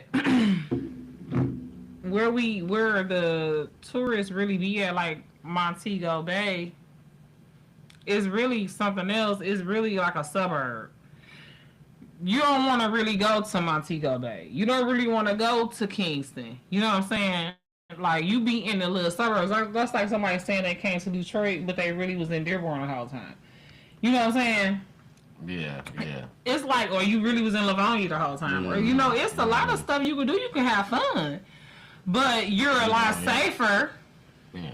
It's still You some... can be in a lot of common places, you know what I'm saying, still, you know what I'm saying, because, that's how Right, exactly. So that's what she was saying, like, it's certain things you can do, but, like, don't try to go to a club in the hood because you seen it on TikTok, you know what I'm saying, and you by yourself and you don't have, because a motherfucker gonna spot you as a tourist right away, and if you ain't got no gun, you ain't ready to scrap, they look for people like you to rob. I feel like it's all on it's the kind of person you are more like a lot of there are sometimes situations that are just people that's just looking, but I feel like it's more so the kind of person you are. If you came off and gave a good vibe, motherfucker, it's somebody that's gonna be like, yo, let me show you this, because somebody connected with you. You know what I'm saying? Well, yeah, but what I'm saying is, babe, you got certain areas where they literally is telling you that it is like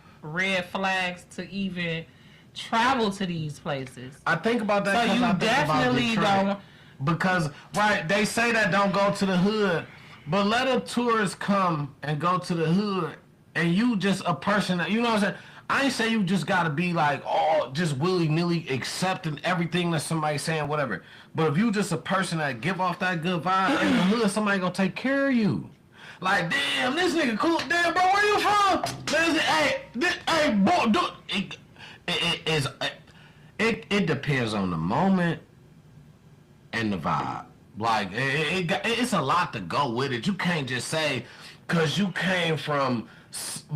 you grew up in California somewhere, and now you came to Detroit and you hung out on the west side, and niggas started looking at you funny, and you got your ass beat. Like that I just feel like, no, that's not. No, that's not. But see, that's that's more so for like the States. When we talking about when you going overseas, it's obvious. You don't even sound nothing. You know what I'm saying? You literally is every breath you take damn near screams American. You scream tourist. They know you a Vic. Like you was a potential victim. You know what I'm saying? When you overseas, I agree with you. Like when we go like to Chicago, Miami, you know what I'm saying?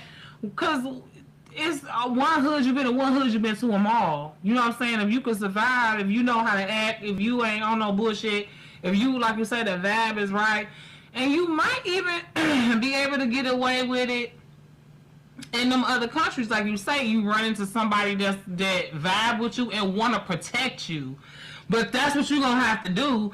God forbid, you run into somebody that see you as a vet. In another country. In another country. Be a little different because you language, you obviously don't know where you at, how to do shit, how to use, somebody going to try to take advantage of you at all times. But, I mean. Even more so than at home. You know what I'm saying? Because they do that here. Shit different. Cause shit's so different. But because if they do it here, you a little more able to maneuver around because you know what I'm saying. You know how to get around in America. You know street signs, telephone number. You know what I'm saying.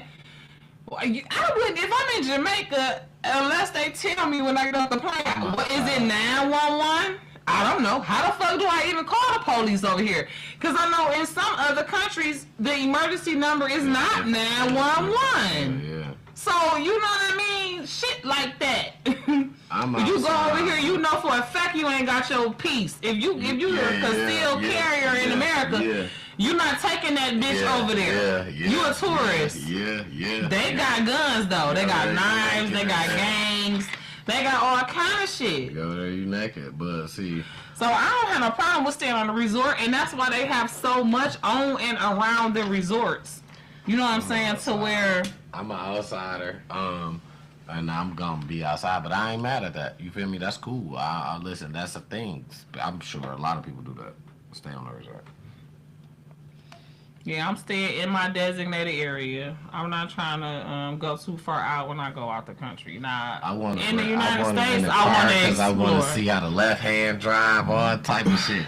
Or me? What is They're it? not The finna let right you hand, do that. You whatever. don't have no The right license. hand, yeah.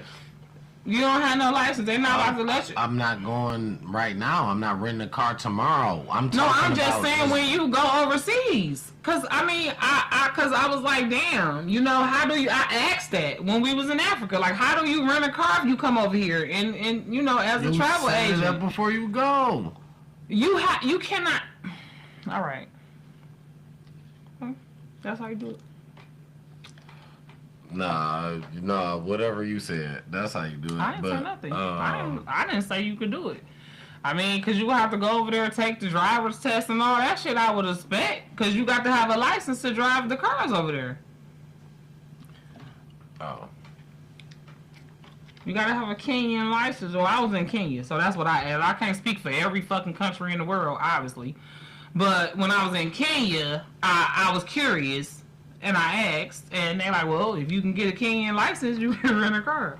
But they far and few in between, and they raggedy. So, all the tourists basically gotta. Oh, you probably can't. You have to Uber. Yeah, that's probably not even over there. It is Uber over there. It is Uber over there. You can Uber, and then you know they have the little it's more because Uber is only in like the more affluent neighborhoods, but more prevalent than Uber is the little bikes. Oh, so you gotta get on a nigga bike. It's not a bike with. Not a pedal bike, but a motorbike. The motorbikes. Yeah, you get on the back, and they own them. You gotta ride on a nigga bike. You gotta ride on a bike of like a scooter, a motorbike. And they doing it. On the back of a nigga bike. Yeah, I'm good. When I say good. Or catch the bus. It's a lot of buses. Yeah, I'll be fucking walking. I'm outside. Walking and catching the bus. I mean, but it's a lot. It's a lot of land. So you can't walk everywhere. It's just not far enough. Give me a bicycle, then I'll think. Yeah, but it's a lot of people right on the back of them motorized scooters, like a little bitty motorcycle. Nah, little bitty motorcycle. Put me on the bike. I'm sorry. You know, I watched a lot of it was a lot Born Identities. So exactly, you know what I'm talking about. So yeah. Be doing that. Yeah. I'll be riding a bike. Put me on a bike with the little basket on the front. That's me. Okay. So I don't know if I said this, cause it doesn't matter. Yes, I did. I said that. Okay, prayers up for Alaska and Jamaica. Big prayers up for them. My last little internet mess. That's crazy. That it's 12 o'clock on this side, but I don't have a time limit or anything. I was just saying. But my last little internet mess was now y'all favorite R&B singer when y'all was young. I know he was y'all favorite because y'all used to go crazy over him, and don't act like you didn't. Please don't. He is arrested for this. Blew me. For child cruelty and family violence. I bet you don't know what I'm talking about. I have no idea. I'm talking about Lil Sammy. Y'all Man, favorite. you don't get the fuck out of here. Lil Sammy. I'm a grown ass woman. Lil Sammy was definitely not my favorite. Y'all was loving kidding? Lil Sammy back then. When he was, what? Man. He was too little for me. I was not loving no damn Little Sammy. I didn't even pay Sammy no attention until he was Sammy and he came back out on Instagram and shit. And he was on like a reality show or something like that, and he was pretty handsome. And you loved him. But I thought he was fine. I did. All right. Shit, I thought Stop he was good. playing with me. Y'all love Lil Sammy, okay? Don't play with me. I like what my boy say? Big Sammy. Shout out to my boy off Dirty Money podcast, man. I like the little horn that he got, man, because I'm gonna get me one of them. Because when I want to say because y'all love Lil Sammy, don't try to play with me. Then you want to talk about when he became, it was still the same. When he became big, it was still Sammy. Sammy, he was Lil Sammy, Big Sammy, however Sammy you want to call him. If you liked him, you loved him. If it was any point in time, you cannot tell me that you listen. It's over. You liked the Sammy. That's it. Everybody did. Y'all loved Sammy back in the day. Yeah, don't play me. Yeah, no y'all love Lil Sammy. Yeah, y'all love Lil Sammy. Come on now. I paying him any attention like during the pandemic. Y'all love Lil Sammy, and I'm that's like, oh, I remember him. I wasn't paying him no attention. I was older than him. He wasn't it for me. you was still older than him during the pandemic. But we grown as fuck now. He was little. Yeah, okay. He was little. Lil He Sammy. was a little nigga. I'm like, oh nigga. What is you talking about? I didn't like Sammy back then. But I did think he was fine here lately. So that's fucked up that he was. So what's the story though, babe? Damn, you ain't even. No, that is the story. No, what did he do? Like what? Well, he that's what he was convicted of until Convicted? Yeah. Or I mean, he's not. He's going to court. He's going to. You know what I'm saying? That's what he's charged of until he goes to court. Charged with child neglect or what? Child cruelty and family violence. Oh my God! So it didn't even go to detail about what it did because he's just charged. He's not convicted. He's just charged. So I got to get into that because somebody got some info on the 911 call. You know what I'm saying? I mean, on the internet, on YouTube. Somebody got into it. I'ma find it. And we can do an update on this next week because I want to get in that shit. Because first of all, I did like him, like I said, more recently than back in the day. So that make it even worse. The fact that, you know what I'm saying, and the fact that this nigga did some shit like that is appalling and atrocious, and we do not stand for it here. Time to talk it out. Against a whole. Yeah, we got the thing. He probably was beating on his baby mama and yeah, or doing child cruelty and being mean to the kids some type of way or something. Yeah, what the fuck, dog? And that's immediately what I was thinking. Like, what are you doing to your kids and your family that these is the charges? Like, you know what I'm saying? So I was just like, yeah, we're gonna find out. I'm gonna find out. Definitely want to be updated on that, but that's why you ain't getting nowhere. That's why God ain't bless you because you was a bitch. He looked it bad. He looked it bad on the mugshot. The mugshot looked it bad. Bad. And it's funny because as young as you say he is, dog. He like your age. Way. Maybe younger. When I say way older, man. I'm gonna send it to you so you can put it up. Mm-hmm. But I'm about to show it to you. And I haven't heard nothing from him since like around the pandemic either. Like I forgot about him because I stopped hearing from him. And at that time he was saying that he was going to come. He looks just so much older. That's fuck. He on drugs. He looks so much. He is for sure. No, This let what me. I'm gonna send No, you. This what I'm gonna send you so you No. can put that up. yeah, He no, was and that no. See, so much that's older. And it was just like, crazy, man, like oh my the god. struggle really does it to people. You know what I'm saying? Some people really gets done by the struggle, man. And when I look at dog, I'm like, it's That's what I was saying. Look good as fuck. yeah, okay. Yeah, I mean, So I'm just saying, not saying you think it, but I'm saying, do you see how different that is? The difference. I mean, I see the difference. That's crazy. Yeah. Fuck is that? Like, I see the difference. And when I first seen this guy, I was like, oh, I remember him from the little nigga with none of this. The little teenager. You know, he was a teenager when I was in my 20s. In the mind of like Chris Brown type shit. You know what I'm saying? The same way how I had no business thinking Chris Brown was as fine as I knew he was back then, but I knew he was fine. Right, so stop. That's my thing. Stop playing like because. But no, he wasn't. The thing is, He wasn't as fine as Chris Brown. I didn't think he was fine. I'm just saying it was the same age group. Right. But I didn't think he was fine back then, like how I thought Chris Brown was. This nigga got fine when you seen him again. It's the beard and the hair. When he was young Sammy, I wasn't into that. I'm just saying, I wasn't. That was me. That was me. When I was growing up, I was way down. When I got the little. I don't know. You had that beard as long as I knew you. I think that might have put me in the game. But let me see that situation. I think that might have put me in the game. Oh, is it no more than the other Oh situation? no, right here. No, well, I don't know. Like I said, I didn't know you before you had a beard. As long as I've known you had. I facial hair. had this before. I had it real cut thin. You had facial hair as long as I've known you, and I wanted. Before that, I had it real cut thin, like the sidebars. I thought that was cool. They used to kind of make fun of me. Cool. Just certain people around. Y'all, he used to be I had so like the fine. He sidebars. was I didn't have young. nothing right here on it. I just had I was like, you real thin. Sorry, you was And then somebody was 'Cause I was like, like, well, oh, you should niggas. try growing out dog. And I was just like, man, I don't know about that. And I can't remember who it was, but we was sitting down like that shit not.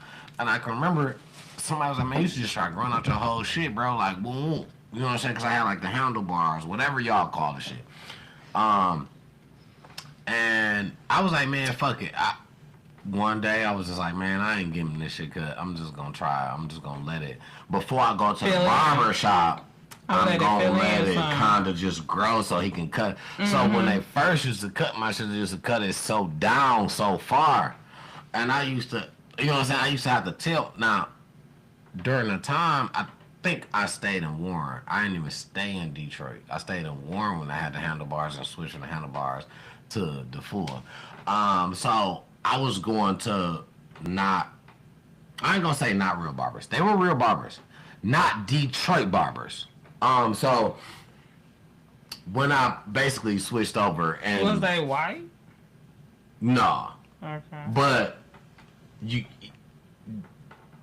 but far as color, no, but yeah. So when I switched and came to, you know what I'm saying, the city, and I told dog, get me together with it. Ever since then, it'll be crispy sometimes, and then sometimes people do this. I like the hang time on my shit, but I guess barbers like to clip your shit like how my barber just did right now. I didn't want him to try to smooth my shit. I told him, give me a crispy one. It's my B-day. I didn't want him to try to smooth this shit out. Like, leave this shit hangy. You know what I mean? Line it up. Leave this shit hangy. But he tried to line it all up and shit. He brought the scissors out afterwards. And I was like, man, you know what? I appreciate the effort that you put into it. But when I probably shouldn't have said shit. Because then you know what I'm saying? I feel like he wouldn't have did all that. Leave my shit. As a Can I say No, something? go ahead. As a licensed cosmetologist who's working as a Yeah, I like that. I like in a that. salon, Yeah, tell me. it's and we speak about communication, right? You got to be explicitly, descriptive with your stylist when you telling them what you want. Because if you just give me a broad thing, you said make it crispy, make it clean, whatever, you know what I'm saying? So if you want that, but you want length left, or you want it hang time, if you didn't say now one of them, then all I know is to make it. No, I wasn't mad at him. But I know. I'm just telling you for next time, so you don't lose your hair. You don't lose your because I was about to ask you. I was about to, mention that I remember a few episodes back you was talking about how you was trying to grow it back, how you felt like it was, you know what I'm saying? But it's fuller now, though. Right. So that's what I'm saying. Like, I was like, damn, is you happy with your progress or whatever, And so I know you probably wanted to keep whatever hang time you had. So it's like, what the fuck? Like, not that it's his fault. And I appreciate, look, like it was me, but I'm just saying, I appreciate as a stylist, you acknowledging that. Because sometimes people would just try to blame you. But it's like, you didn't say that, bitch. Yeah. You didn't say that. This is what you said. You didn't bring me a picture or nothing. But you're going to try to say after the fact that I didn't do it right. Okay. Trigger. You got your mama. Quick it happened. Trigger. Quick it happened. I'm sorry. But I'm just saying. So, I appreciate that, because that's what I be wanting for my clients to do. Either and explicitly or at least be like, because I work for somebody. You know what I'm saying? So it's like, dog, don't make it seem like it's all my fault. You know what I'm saying? When you never even communicated to me what you really wanted. You're trying to make me look bad. Yeah, because you don't want to pay now. Because you ain't get what you wanted. But bitch, you didn't communicate what you wanted. Exactly type shit. So that's noble and great of you. Thank you for that. And get like him, people. Yeah. But, so for future reference, when you in a chair and you talk about your hair, you got to be real specific, especially when it comes to stuff like that, like length, density, you know what I'm saying? Stuff that a person can't interpret.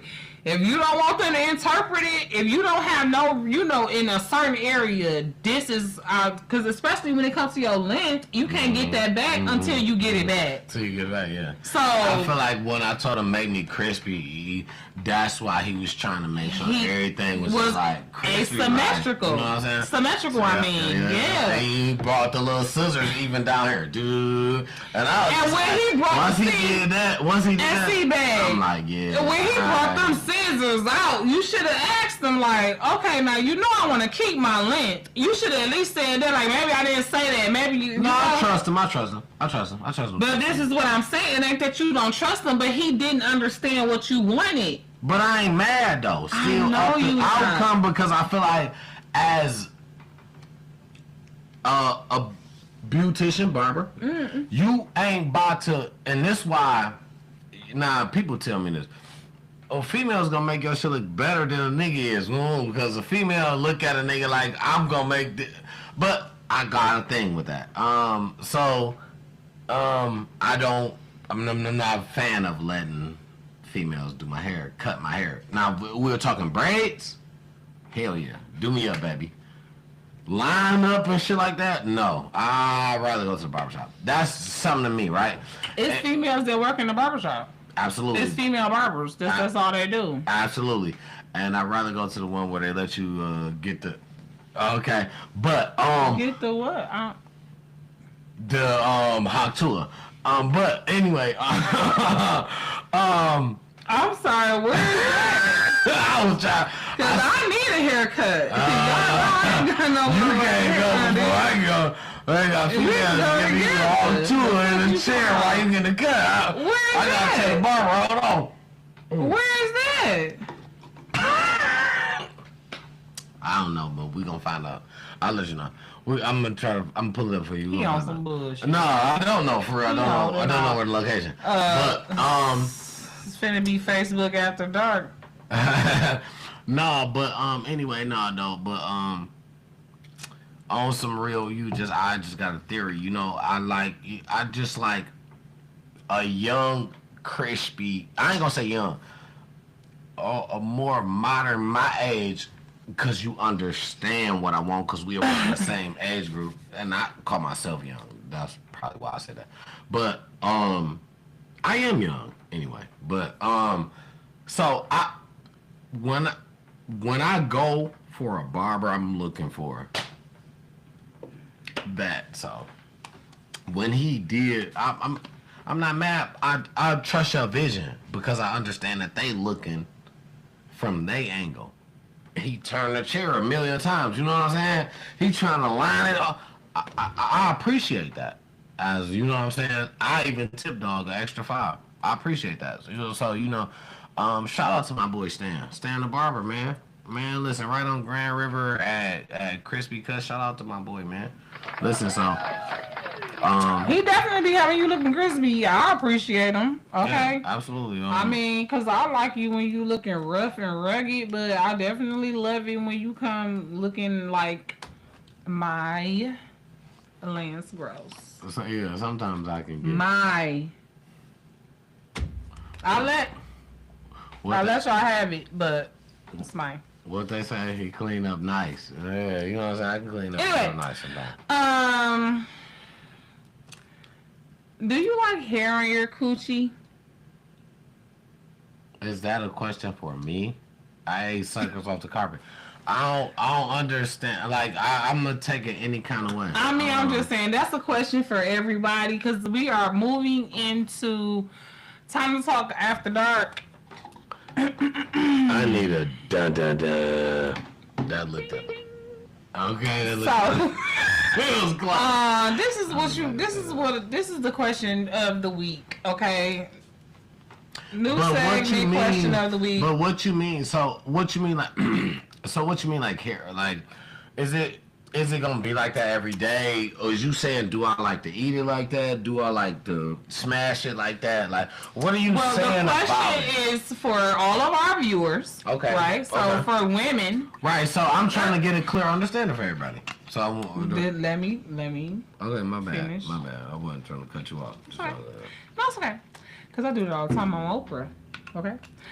So what I'm saying is for everybody, the question is, do you like hair on your coochie? Right? So if you got a coochie, do you like to keep hair on it? Do you keep a little, a lot, manscape, manicure it or whatever? For guys, do you like your girl to have hair on her coochie, little, lot, manscape it, manicure it, whatever you call it? And I want to know that's for those of you who are brave enough and who shoot with us long enough in the gym to still be here 2 hours later.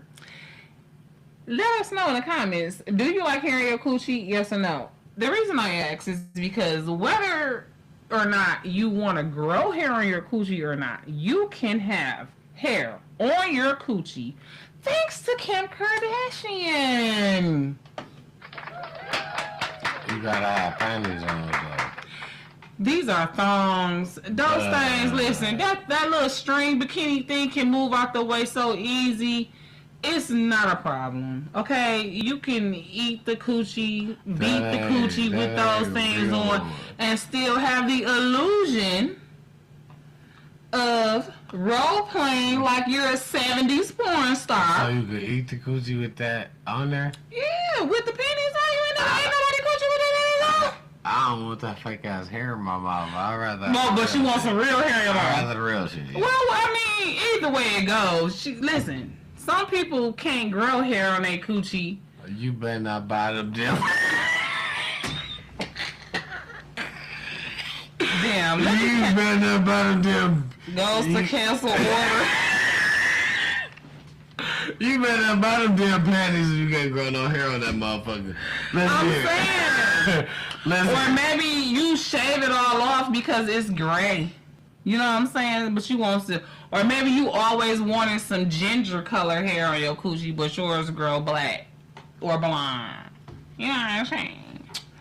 That's what Kim Kardashian has done for the modern woman. You can choose the color hair that grows on your coochie. Girl. Just like how we choose the color hair that grows on our head, we could put a wig on our head, we could put a wig on our coochie. Girl, you better not. Thank you, Kim. I love you. Listen here. Listen here. You go home with them with that hair on them panties on that coochie. That nigga is gone. He done. He done. Don't buy that shit. Listen, that is not for you. Yes. I'm talking about you. If listen, you think you watching somebody? I'm talking about you. It's not for you. If you thought that, hey, no, don't do it. Don't buy. So just grow the coochie, grow the hair on the coochie. When you know what? Let me tell you when you buy it. Buy that shit when you ready to break up with your nigga. Buy that hairless coochie when you ready to leave your motherfucking nigga. You like, you know what? I'm ready to be done with this nigga. Buy them panties, baby. That's gonna get you. You ain't gotta say shit. Well, if he like hair and you don't want to grow it, And there's men out here that like hairy coochies. them old ass porn stars that used to rush around Jeremy. Ain't no listen. If you got your old nigga, yeah, it might be a problem. You got your young nigga, buy them hairy panties.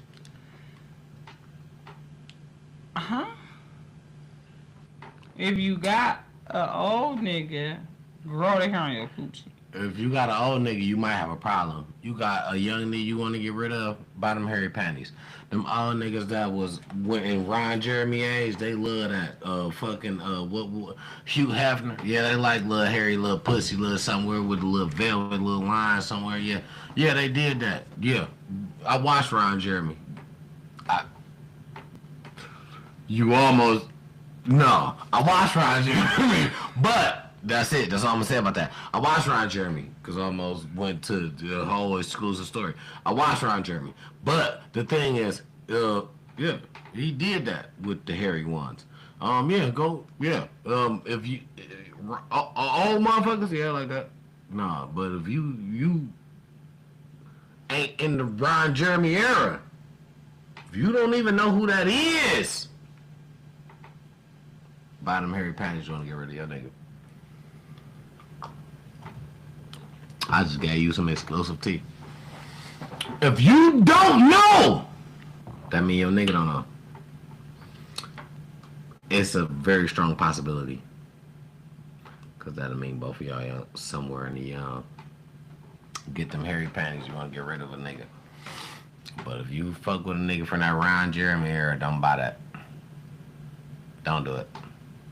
Now if you want to get rid of them, if you want to have fun with them, get them motherfuckers. He gonna do that shit like it's 1985. Nah, alright. But yeah, no, I don't think that's a thing. When I seen it, I was mad. It's not a thing. For me, anyway.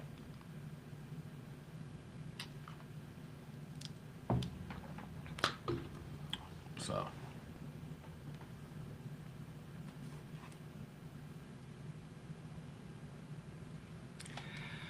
Well, there are a lot of people who like it. That's why she made it. So they sold out. So Good job. That's great. Diddy apparently was attacked by a shank wielding inmate. Literally had the shank to his neck. So prayers out to Diddy. You know, we don't want you to die in there. You know what I'm saying? We want you to just do your time and come out and continue to be whatever name you decide to be when you come out. Like, I hope you get the mental health that you need, the mental health help that you need while you're in there, Diddy, and you able to come out and continue to be the businessman and mogul that God sees fit to allow you to be.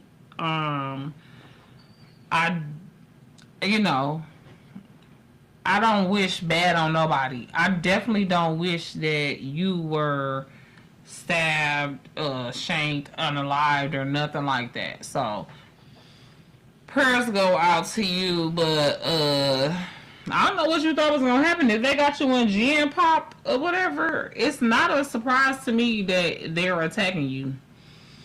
The inmates in there, first of all, they want clout. Somebody probably bet 1,000, shoot 1,000, that ain't nothing. You know what I'm saying? Somebody probably bet them, paid them, you know what I'm saying, coerced them in some type of way to attack you. Because at the end of the day, you in there like them, yes, you're equal to them in that you're all wards of the state, y'all all, excuse me, inmates. You know, Diddy, if you don't know, he was just sentenced to like 4 years and 2 months or something like that for prostitution, like buying a prostitute, and something else that they ended up convicting him of. He did not get convicted of like the full RICO, but he did get convicted of something that he got sentenced to 4.2 years or something like that. But he in there waiting to be sentenced for a prison sentence. You know, like, you in there with the criminals. Like, what you thought was gonna happen? Like, I don't know, y'all. That situation right there, I just feel like, I don't mean to say like, you know, he deserved it or nothing like that, but I'm just not surprised. What you thought was gonna happen? You know what I'm saying? You in there for some Diddy shit. You knew they was gonna try to get clout off of you. You know what I'm saying? If nothing else, by trying to shank you. So, you know, hopefully, you know, he makes it to be able to do his little 4 years, like I said, and come out and, you know, still be Diddy or whoever he want to name himself. Yeah, man. Whatever he wants to do. But I don't know how that's gonna work. It's my turn, you know. He may be in there that long, maybe not. Did you hear about that though? About him getting shanked? I did. I heard that the orange guy was trying to pardon him now too, as well. Yeah, they said it was something even better than pardon. I think it's like a stay of his, like it's gonna wipe it out or some shit. So yeah, That's crazy. Yeah, I heard a lot of stuff about it. So I guess we just gonna sit back and see, because if that happens, If Donald Trump did pardon you, yeah, if that happens, we know it's some salt in the game somewhere. it's got to do with some Epstein files. That I was about to say, somebody's covering up for something, and that would mainly mean it's probably about the Epsteins. But you know, I don't try to get too into that. But it's just crazy. The whole thing is just crazy to me that is the situation. So I didn't think for a minute. I didn't even think that Trump was gonna even try to work with him. I thought Trump was gonna just leave him alone, but y'all know, like I said, I don't really get into no politics, man. Those politics are crazy, and the thing is that, well, you know, they gonna show you, they gonna show you what they want you to see. One thing about those politics, they gonna show you, they're not gonna show you real. You know what I'm saying? It's gonna be all what they want you to see, what they want you to believe, and you gotta kind of figure it out yourself. They ain't gonna never tell you the whole 100. They only showing you what they want you to see. So that's why them politics I don't really get into too much, because they don't tell you the truth. Well, yeah. Well, I mean, see, but that's the problem. Well, I don't know. When I left, we was speaking on Epstein files, Diddy, blah, blah, blah. Yeah. And yeah. Trump. And see, that's the thing when you start to mix in politics and stuff like that. it's like, yeah, it's politics, it's Trump, you know. But at the end of the day, Epstein was trafficking. That You know what I'm saying? Like that trumps yeah, politics at this point. You know what I'm saying? Yeah, but that's what That they shit gonna need to turn come it into. out. Yeah, exactly. That's what they gonna turn it into. Because this nigga then became the president. That's what I'm saying. The shit that they don't want you to know, it won't be out publicized like broad. Listen, you know how long they been trying to get them files? And they ain't saying nothing about how close they getting to it, how farther they getting away from. Ain't nothing being spoken about it. Oh my God. That's just for real. If you ain't actually following it and doing the research to get it, you don't know what's going on with it. Yeah, and I don't know what's going on with it. I don't want to know what's going on with it. What they want to hide. I don't want to know either. I'm going to just leave it up to the Lord. Okay, and let the Lord, okay, handle That's it. what you gotta do. That's what you gotta do. That shit is above when it comes to certain and shit, it's triggering. No, not certain shit. Everything. When it comes to everything, that's just what you gotta do. You know what I'm saying? Listen, we here for a reason, and whether you get it or not, it's gonna happen. Whether you get it or not, your reason here being, that's the place in that you gonna get put in. Listen, so it ain't nothing. Inevitable is what they call that. Y'all like how I made that word up? Inevitable. Inevitable is what they call it. Sorry, that is a word. I know it. That is a word, and you used it correctly. I know it's a word. I was just playing. But, I thought you used it wrong, and was like, no, you used it. You did it. Yeah, you did that. It was a joke. It was a joke. But anyway, yeah, it's inevitable. I'm terrible. Something that's just going to happen regardless. So, you can't avoid it. Just do what it is that you have to do. What it is that feels right. What it is that you just get this. When you get this feeling in you that this is the thing to do, that's it. Just do that. You know what I'm saying? She totally ruined the joke for it. But that's okay. But that leads is for me to wrap it up. That was the end of what I was saying. I'm sorry. No, that's fine.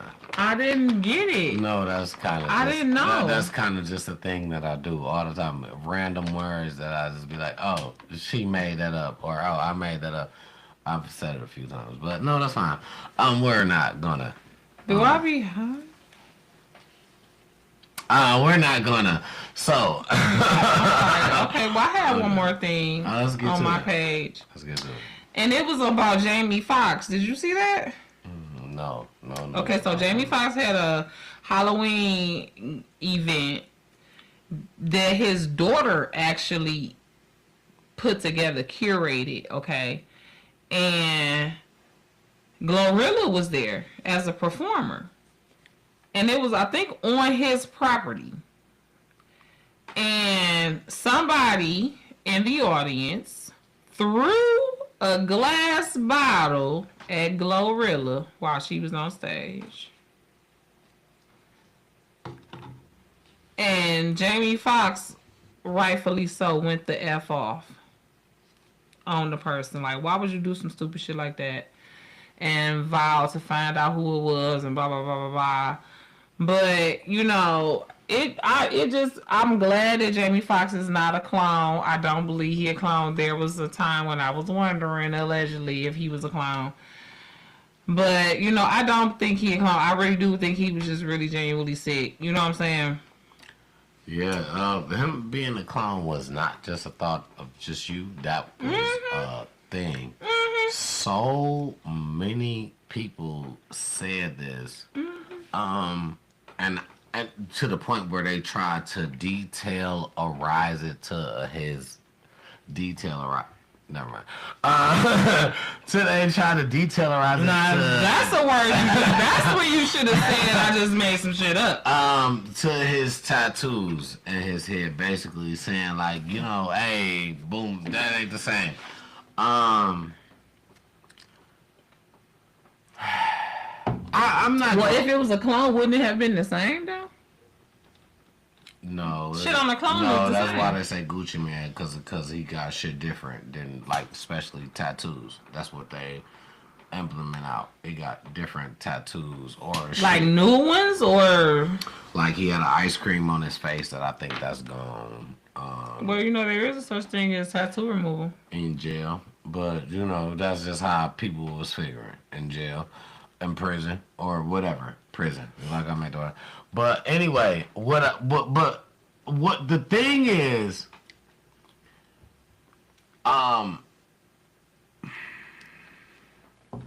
what, because, never mind. All right, I'm done. Yeah. What about Jamie Foxx being a clone? But Why you ain't gonna say it? What I do? no, not you. Because I don't want to make the people mad. I don't want to get into. It's not a back and forth type of deal. It's cool. I don't want.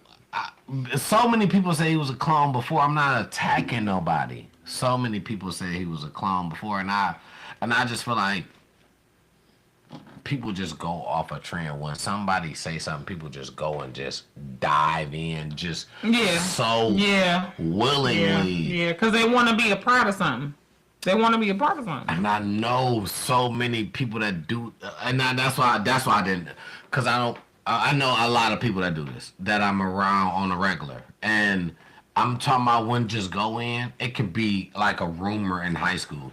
Somebody said something in one room, they took it and was like, hey, y'all, dude. And it's like, bro, they was just playing with you. Or that ain't even true. Like, what did you say? Why are you shouting that to everybody? Like, I mean, when I say on the regular, you'll be amazed how many adults do this. It's crazy. Like, before people even know what they're talking about, they're spreading it to the next person. Yeah. And then I've watched the same way it come back to you like, that ain't what happened. Oh, my bad. Stop just saying shit. Like, yeah, never mind. Okay. All right. Yeah, on to the next. No, but for real, I would, yeah. like I said, because I'm guilty of that aspect. Because at first, when he was in recovery and not talking and all this, I'm like, oh shit, they done clone. And then he made a movie called They Clone Tyrone right before he got. And a lot of shit in that movie, I believe is true. He was. It's a lot of stuff in that movie. I'm a conspiracy theorist in that way. It's a lot of stuff. It's they playing in our face with that movie. Y'all better know it. They playing in our face with that movie on a lot of stuff.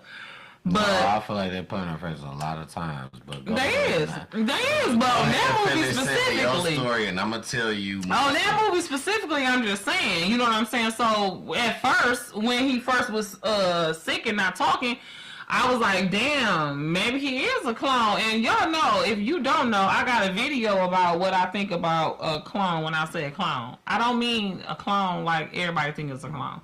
I mean, like, you've been born again in the demonic flesh. Just like when you born again in Christ, you a new person, you born again, and now you controlled by the devil. But I don't think that that's true for Jamie Foxx, like how I think it's true for some of these other celebrities. Like how I thought at first. So I'll stand corrected. No, and I wasn't saying you anyway. When I said that, I was just saying, I listen, literally, I just don't, I want nobody to feel like, you know what I'm saying, I'm attacking them, you know what I'm saying, because literally, I've watched, and I didn't really too much say anything, but, somehow I kinda wanted to match this to this one situation, and I'm only gonna talk about this time, and that's it.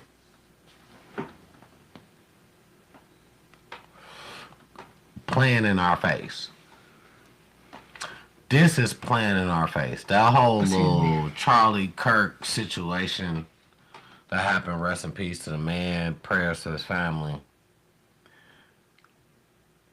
This is what I feel like playing in our face. How is it that it's a movie that happened same, all that before. And the movie is called Snake Eyes.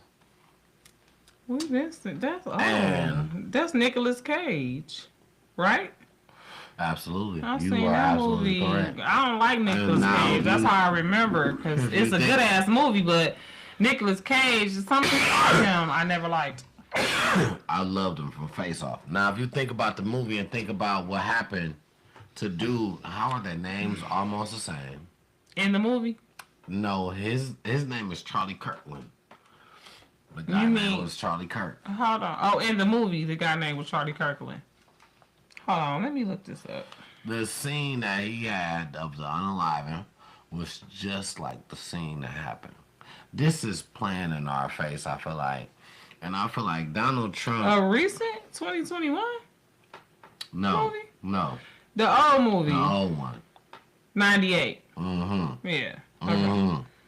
Okay. Nicolas Cage, you had it absolutely Yeah, correct. because You had it I didn't even know absolutely about correct. the other one. You had it absolutely correct. Wow. You had it absolutely correct. And I don't feel like that's playing in our face in a way. I don't know if y'all just using people to do this or how does this work? I was upset about this when I actually first went into it. You know what I'm saying? Because to know that was a movie happened way before and the scenes was so identical to actually how it happened. Like, stop playing with me. Can you please stop playing with nice people? Okay, so I'm sorry, you got something else? No, go ahead. Okay, so I looked it up, and so Snopes, if you know Snopes, it's like the website on the internet where you're supposed to be able to see if something is fact or fiction kind of situation. And all I did was Google the movie, right? And the first like news thing, like the most recent news thing on there, which is my best friend's birthday. Shout out my best friend Wendy! Libra gang! Woo! I love you, Wendy, so much. You're my bestie. It's Libra all day. So first thing it said on there was Unpacking Claim, 1998 movie Snake Eyes, starring Nicolas Cage, predicted Charlie Kirk's death. So it's obvious that they trying to throw us off by debunking it on here, but there's some truth to it because that's why it's on here. They knew people was gone. See what I'm saying? Okay, so it says the film featured a character named Charles Kirkland who was shot in the neck, but that's basically where the similarities ended. He was at a broad event. Listen, everything about it was there. He was at a broad event. He got sniped. He was speaking like to people. It was so crazy when I seen it. I was just like, I don't even want to look no further into it. Because I'm like, I don't want to go down that rabbit hole. I've been down plenty. Some of these rabbit holes, you can't sleep at night. I didn't want to go down that one. The similarities, even from the name, how it was so crazy I had to leave it alone. I had to. He was speaking at an event, not that it was to a college or nothing like that, but First of all, these mother scratchers have the gosh darn gall and audacity. Listen to this quote. For instance, key details remain significantly different. Significantly different. For instance, the movie's fictional assassination took place on September 19th, not September 10th. So he got unalived on September 10th. But in the movie, it was September 19th. And they want us to think that that's a significant difference? That's not no damn significant difference. That's damn near the same day. Fuck is y'all talking about? Because you write significantly different now, we're supposed to just train our brain to think what you write is true. No, that's some fucking bullshit. That's the same difference. It's the same difference is what it is. And what I think is pretty odd. Is you serious? What I think is pretty odd is that I didn't know him before that. I'm gonna say I knew him a tad bit before the incident. You But did? oddly, he started popping up on but you your knew time before the incident. How? a tad bit, but because oddly he started popping up on Right timelines right before it happened. Okay. I'm like, who? I'm like, I started seeing it and I didn't like the stuff that he was saying. So I was being mad at the stuff that he was. I can remember this vividly. I was being mad, but I'm like, why? I don't know where it came from. I'm gonna tell you why. Because you was actively following podcasts like Tonight's Conversation and But stuff like he that. had a whole movement where he talked to colleges. I know, but it's the same. See, because he was being pushed out there though, and because you like podcasts that's in your algorithm right now, they're gonna push it to people who listen to stuff like that actively. I feel like he was pushed a whole lot right Because they before knew the it was gonna incident. happen too, yeah. But that's what I'm saying. They're gonna push him to people who they think will listen right before. You know, they ain't gonna push it to people who don't listen to that type of shit. Cause I was starting to see stuff that he was saying, and I was just like, man, wait, what? And rabbit hole. This is why I do not like to go down those rabbit hole. Cause I'm like, what are you saying?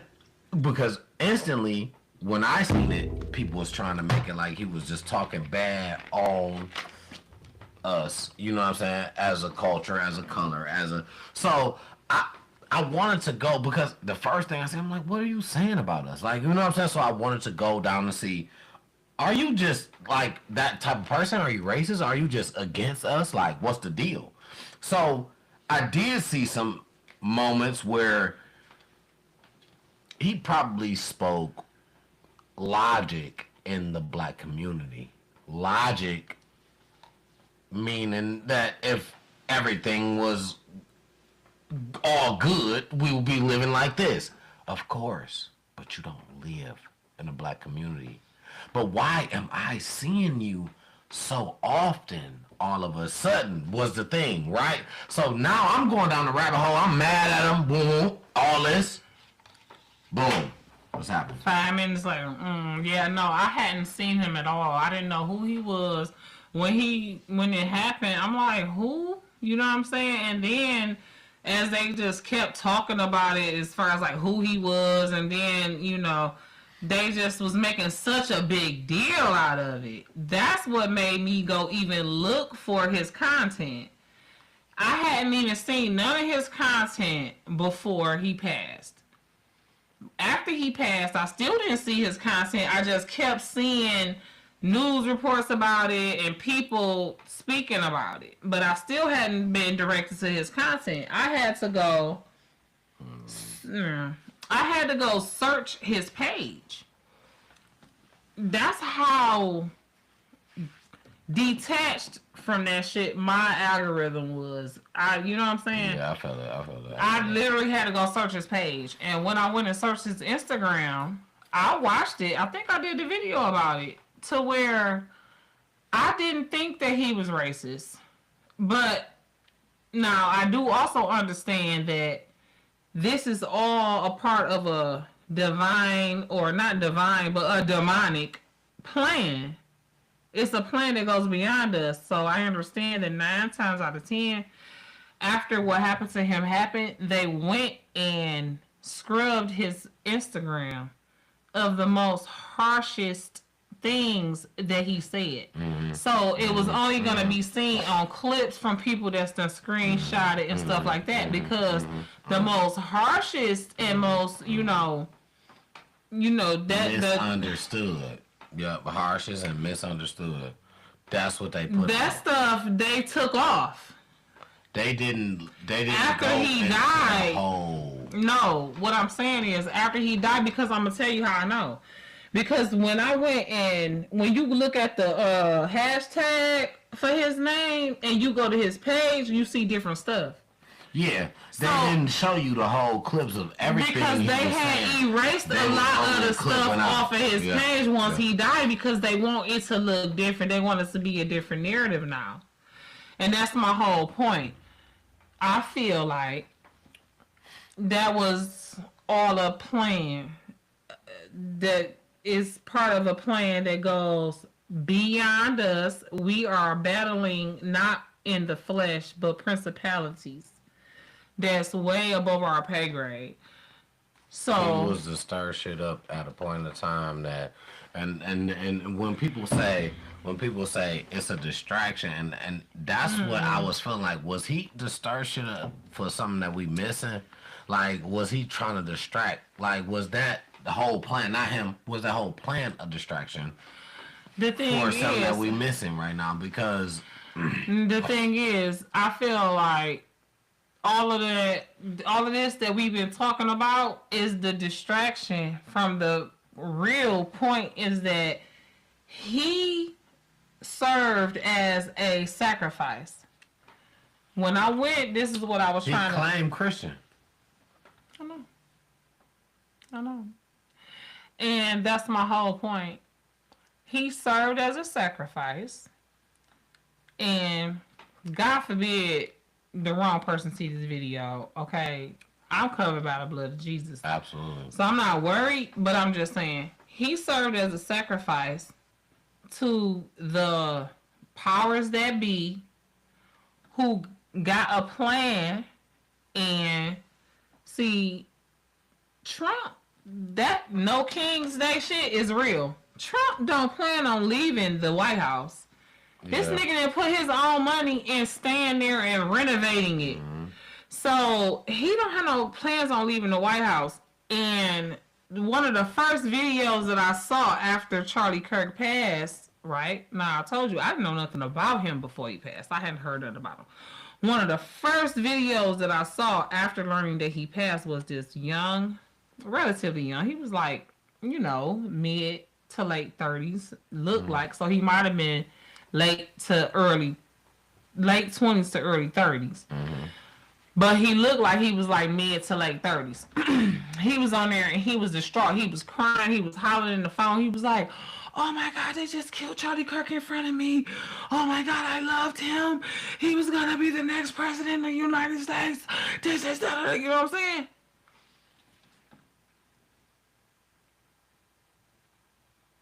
He pushed the MAGA movement. That was his thing. Right? But see, Orangehead, right, understood that with him, the MAGA movement is bigger than Orangehead. It goes further. It goes now to this Charlie Kirk This guy. is just a pillar. I mean, for Orangehead, this is a pillar. He helping. See, because listen, he helping. I'm sorry. He helping your word get out. He pulling up to the youth. But see, listen, that's my whole point, though. But you got to look at it from this point of view. Trump, looking at it in the eyes of exactly what that man said, he gonna be the next president. Trump don't want it to be no next president. Ain't gonna be no next one. That's what he said. This is what I'm saying. So you got somebody, Charlie Kirk, who claimed to be a real Christian, right? No,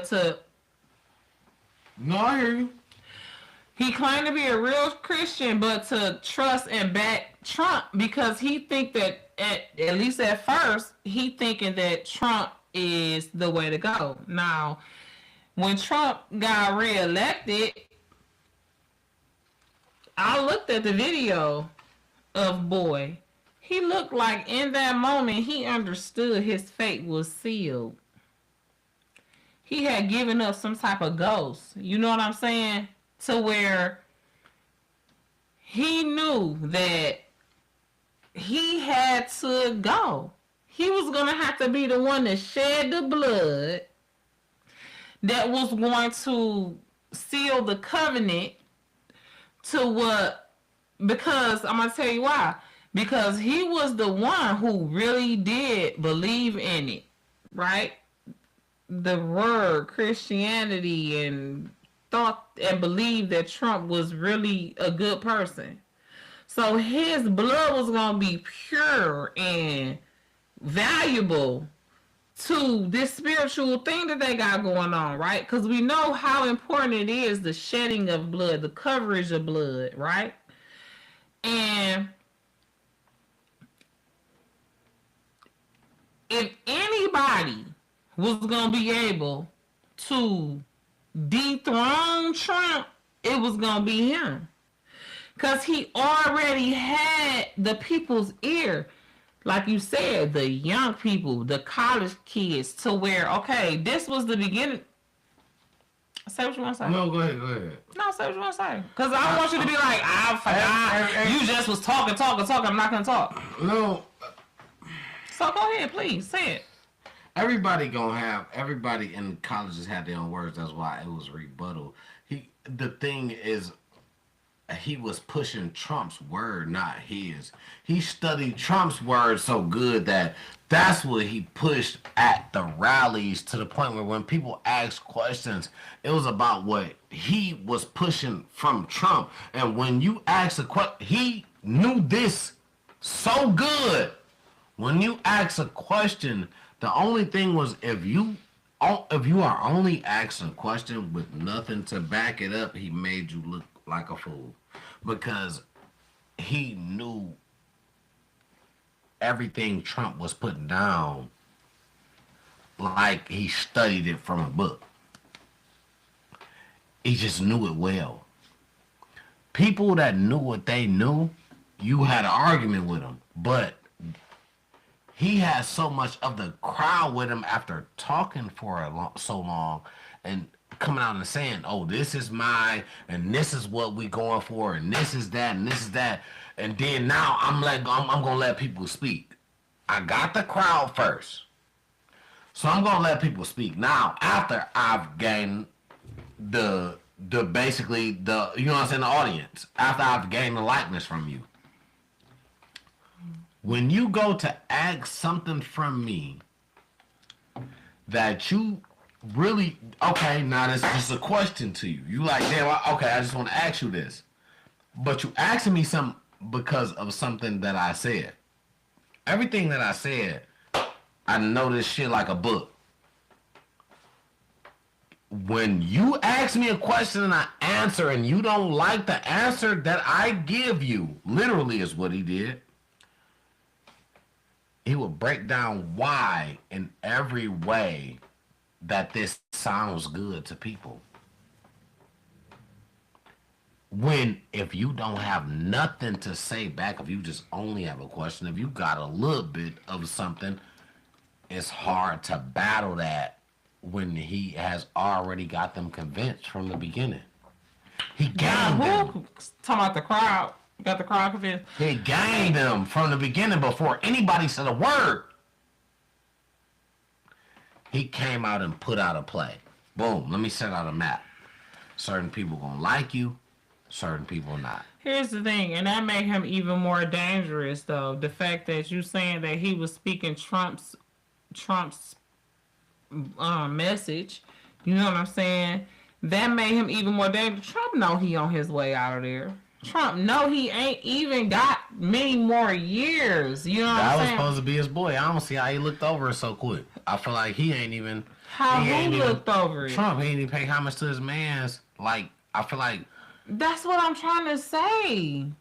You not getting what I'm trying to say. Trump sacrificed him. Ain't his boy. He was competition. He seen that if anybody was going to be able to dethrone him, because if this man Charlie Kirk was really connected to Holy Spirit the way he said he was, eventually, just like Malcolm X came out from under Muhammad and other people, he was going to come out from under that spell. And Trump wasn't going to be able to beat him because he's younger, he's, you know what I'm saying, swifter on his feet, and he really, I believe that as misguided as he was, he really thought and he really wanted to be connected to Holy Spirit. He had just been misguided and was demonically possessed by Trump and whatever he had going on, allegedly. So I agree with you that he was preaching Trump's message, but it was veiled by this whole Christian, like you said, covering that made it just kind of sound conservative, not necessarily like MAGA. It just sounded like 1960s or 1950s logic, like you said. But you know, I do believe that whole thing was bigger than it, and it was big, like, but it was even bigger than we think. I believe his wife. I look at her sideways because she way too. I don't like her. I don't like her, and yeah, I don't like her. So that's that. Rest in peace, Charlie Kirk. You know, God's will be done by everybody involved, and that's how I'm gonna end that. I mean, yeah, that's that. I ain't got nothing to say. Very last thing then, because we're pushing up on 3 hours, and we all said that we wanted to kind of keep it locked to 3 hours. Big shout out to everybody on the Versus crew, Swiss Beats, Timberland, all of the staff and crew over there, and mega big shout out to Master P, Baby, and all of the No Limit Cash Money crew. Y'all did y'all thing this weekend. Y'all showed up and showed out. Special and, you know, special honors to Mia X and Juvenile, because you guys carried your labels on your backs and you guys did very well. So let me give y'all a hand clap. Shout out to Silk the Shocker. You still can't ride the beat, but here's the thing. If you would have rode the beat now, it wouldn't have sounded right. So you did right. You did just right to not ride the beat in the right way. Very proud of you, sir. Let me see. My niece, shout out to my niece, Nikki, aka Nakia Graham on Facebook. She gave one of the most in-depth and accurate reviews of the No Limit Cash Money Versus. If you didn't watch it, you can check it out, probably on Apple TV. You seen it last night, babe. What did you think about it? Birdman went into a mode where I didn't understand. Birdman, you know what? You've been on lately a tear of destroying what has been built by not just you, by other people. And that's why people was trying to cut you off and tell you, hey, yo, this is not the moment. Don't destroy nothing for nobody else. The thing is, if you want to do that for yourself. Don't do that for the whole group as a label. Everybody wasn't like that. I didn't like how Birdman was. The one thing I do want to say, that's what I do want to say. I didn't like how you was, whether you was under the influence of too intoxicated, whatever. You know what? You should have been left in the car. And you supposed to be that nigga. If that's the case. You supposed to be that CEO, boss head ass nigga. You can't be too. You should have been left in the car. You want some respect on your motherfucking name? Pull up in this motherfucker, talking about put some respect on your motherfucking name and see how that shit work. And the way you embarrassed Cash Money. Yeah, you was out there. You did. At the end. You did. You did. I did not agree with it. I did not like it. It was hard to watch. Yeah. It was hard to watch. You tried to ruin the whole show. Other than that. My niece, shout out to my niece Nikki, she said, and I quote, so Birdman crashed out, Romeo was drinking Cutwaters, Silk the Shocker still cute but can't rap, Juvenile back hurts from carrying Cash Money, Manny Fresh really a stud, Master P needed a breathing treatment, Mia X still that bitch, and Turk needs to swing on Birdman on site. Good morning. That was my niece's recap of the whole thing, and I had to say that I agree with everything she said. I believe I believe Romeo was drinking Cutwaters because he was lit, but he was still able to. So he probably had like 1.5. You know what I'm saying? Cutwaters. And yeah, Manny Fresh definitely look like your favorite stud auntie. You lying if you say you don't see it. Yeah, we just talked about how Silk can't rap. Well, he can't rap the beat. He can rap because the shit rhyme, but it just don't go with the beat. It just be a little off. Listen, I understand. I don't got the most rhythm in the world, so I get it. Master P, but in his defense, he used to look like he needed the breathing treatment back when he was young. Remember?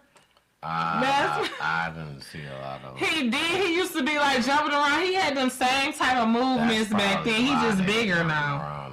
That's yeah, no. And yeah. Now I don't know what's going on with Turk. I didn't see Turk. I didn't think I seen Turk. If I did, y'all screenshot and let me know. BG probably. I definitely seen BG, and somebody was on the internet yesterday. Like, he had his sugar in his tank out. He that was like had that. That was like it was hanging out. He been had that since he been there. And they fucked up by not letting Romeo do the ICDC college song. So. Babe, what the fuck? ICDC. I'm so ICDC. Romeo would have fucked the whole club up in that bitch. I'm trying to tell you. Romeo would have did that with the ICDC college. But they fucked up. Well, as far as I'm concerned, Cash Money won when they decided to do the shit because... Yeah. This is my theory. Because Romeo didn't do ICDC. Yeah. That's it. My theory is this. No Limit whole production is antiquated, aka old, compared to Manny Fresh production on Cash Money shit. When we was listening to the songs, you could just tell by everybody, the crowd and our reaction. Master P and them, they had them early 90s beats where like, dun, dun, dun, dun, dun, dun, dun. Like the beats was so simple, you know what I'm saying? To where when you got to Manny Fresh, first thing he did was say some, you see me, I eat, sleep, talk rap. You see that 9 a.m. Mercedes on TV? I bought that. I had some felony charges. I fought that. Was sitting overturned, but still was brought back.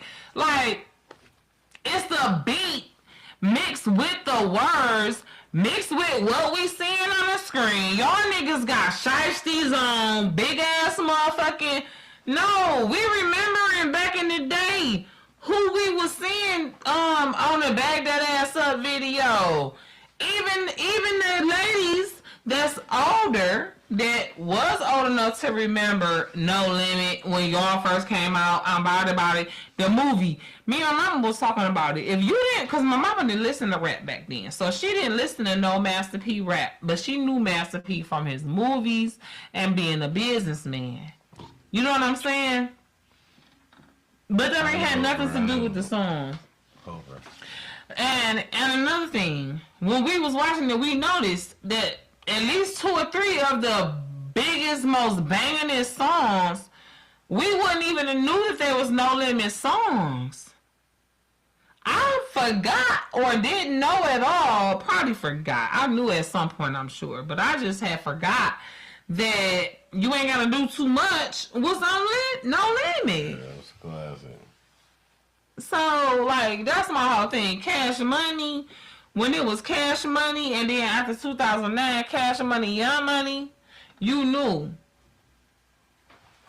So, I was seeing Cash Money. I mean, yeah. And then I was saying it was everybody a little biased because I seen people talking about No Limit. I seen so many people saying No Limit 1. I'm like, they done paid the box because ain't no fucking way. Saying No Limit 1 by far. So I mean, everybody is a little biased to what they grew up into. They did not win. And maybe just it could be just a New Orleans type of thing, or just around that area type of thing, to the point that's because it's like different projects. Right. To the point where so many, you They got that crowd. And I'm not. Listen, shout out to No Limit. I'm not throwing them off. Shout out to them. Cause y'all came They with definitely had They a came with crowd some back bangers. then to a point enough where they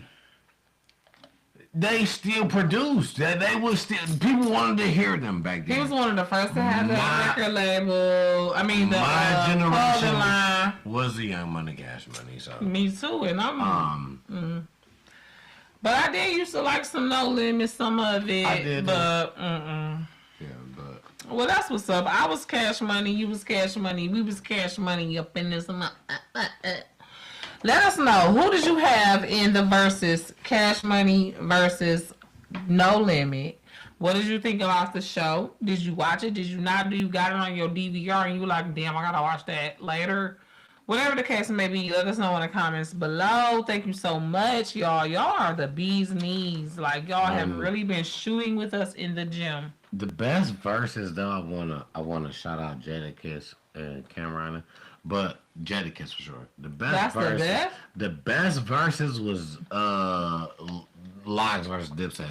The Locks was good. The Locks was Jadakiss good. got He got boy. That nigga was. That nigga dropped the mic. He was spitting so much fire in it. But that's one of them ones. But my bad. It was definitely one of the ones. One of my favorite, and I was just talking to somebody else about this the other day. One of my favorite, I don't remember who it was, but if it was you and you following me, leave me a comment. One of my favorite ones was, I was at work. Bobby Brown and Keith Sweat. Did you see that one? No, I didn't. That's a good one. Man, dog. I'm not gonna give it away then. We're gonna review it together one day. Yeah, let's review that. Yeah, let's because you finna crack up. That's a good one. Because you're not gonna be expecting what happened, and I'm glad that I seen it already. Bobby and Keith, that's Bobby good and music. Keith, it's That's great good music. That's good Ooh, music. That's good music. it's great music. That's good music. Versus was great. That was a really good thing for the community at the time because it was around the pandemic. You know what I'm saying? I just I'm glad recently they're keeping it going though too. Yeah, me too. Me too. I just recently watched DMX and Snoop. Listen, That was one of the best. my if one not thing the about best. I always said, damn, I don't know this song because I haven't seen that one. I was like, You haven't seen that one? Nope. I was like, I want to know who I would want to see DMX in a battle with on the verses because his catalog is crazy. I think can't nobody fuck with him. I think DMX is probably his catalog crazy. It was DMX and Snoop, and it was like Snoop was like the battle of the dog. Well, he didn't say the battle of the dogs, but he said something about the dogs. You know what I'm saying? Because like you know, DMX be yeah, that shit was so good. And at the time, this must have been like right before he passed, because we all know, rest in peace. He been gone for a minute. He looked like he was probably a little sick. Like his stomach was way too big, type shit. Like he probably had heart issues because his stomach was so big. Especially when you a young, when you a thin, because some people is fuller figured or bigger when they young. You know what I'm saying? But when you always been a smaller person and then you all of a sudden just start kind of like swelling up, you know what I'm saying? That's what he looked. He looked swole at the verses with him and Snoop. He looked swole, like, but you know, he was doing his thing. He performed really well. He prayed, you know, he was damn near a preacher. You know what I'm saying? So Snoop made sure he prayed them in. But it was just giving very much, he couldn't breathe. You know what I'm saying? Like, and then that Keith Sweat and Bobby Brown, dog, man, that shit's so funny. Both of them, like, you gonna crack up. We're gonna watch it together because that's gonna be a good thing to review because it's so hilarious and you gonna be like, what? And I haven't seen it in a long time, so I forget the details. I just remember the core thing that it was like. So anyway, y'all, we love y'all. Y'all have shot all these layups, threes. You know what I'm saying? Y'all did the burpees with us. Y'all done ran a mile on the treadmill. We love y'all so much. We thank you. We ask that you like, share, and subscribe to this channel. Time to Talk It Out, TTTIO podcast on YouTube. You see the logo, right? And keep it 100. All right, leave us a comment, but make sure you keep it cute and keep it 100. I am your slightly thick. Hold on, let me show you what I'm talking about. You see, it's just a little bit of thickness going on. You're slightly thick, extremely colorful hostess, co-hostess with the mostest. Here with chocolate drop extraordinaire. Oh no, listen. What's your motherfucking name? IULE, but that ain't my name. My name is your boy T Double, man. Listen, appreciate it the most. It's a lot of love. Just love him. Given to you guys. Please, Oh, I'm sorry. We love y'all. Y'all know. a lot of love given. No, go ahead. Y'all know we love y'all. I'm sorry. I was giving you the love. You giving them the love. I'm giving you the love. A lot of love given. So, a lot of love returned. Where is the love? So, absolutely, it's very well appreciated every time, everywhere. Episode 38 on y'all's Beans Booyah! We made it, okay? Like, we is very much approaching 52 episodes on this here podcast. We love y'all. Have you subscribed yet? What are you waiting on? What are you doing? Don't you see my eyelash crooked? What you want to do? Don't you want to help? Bye, y'all. I'm rambling.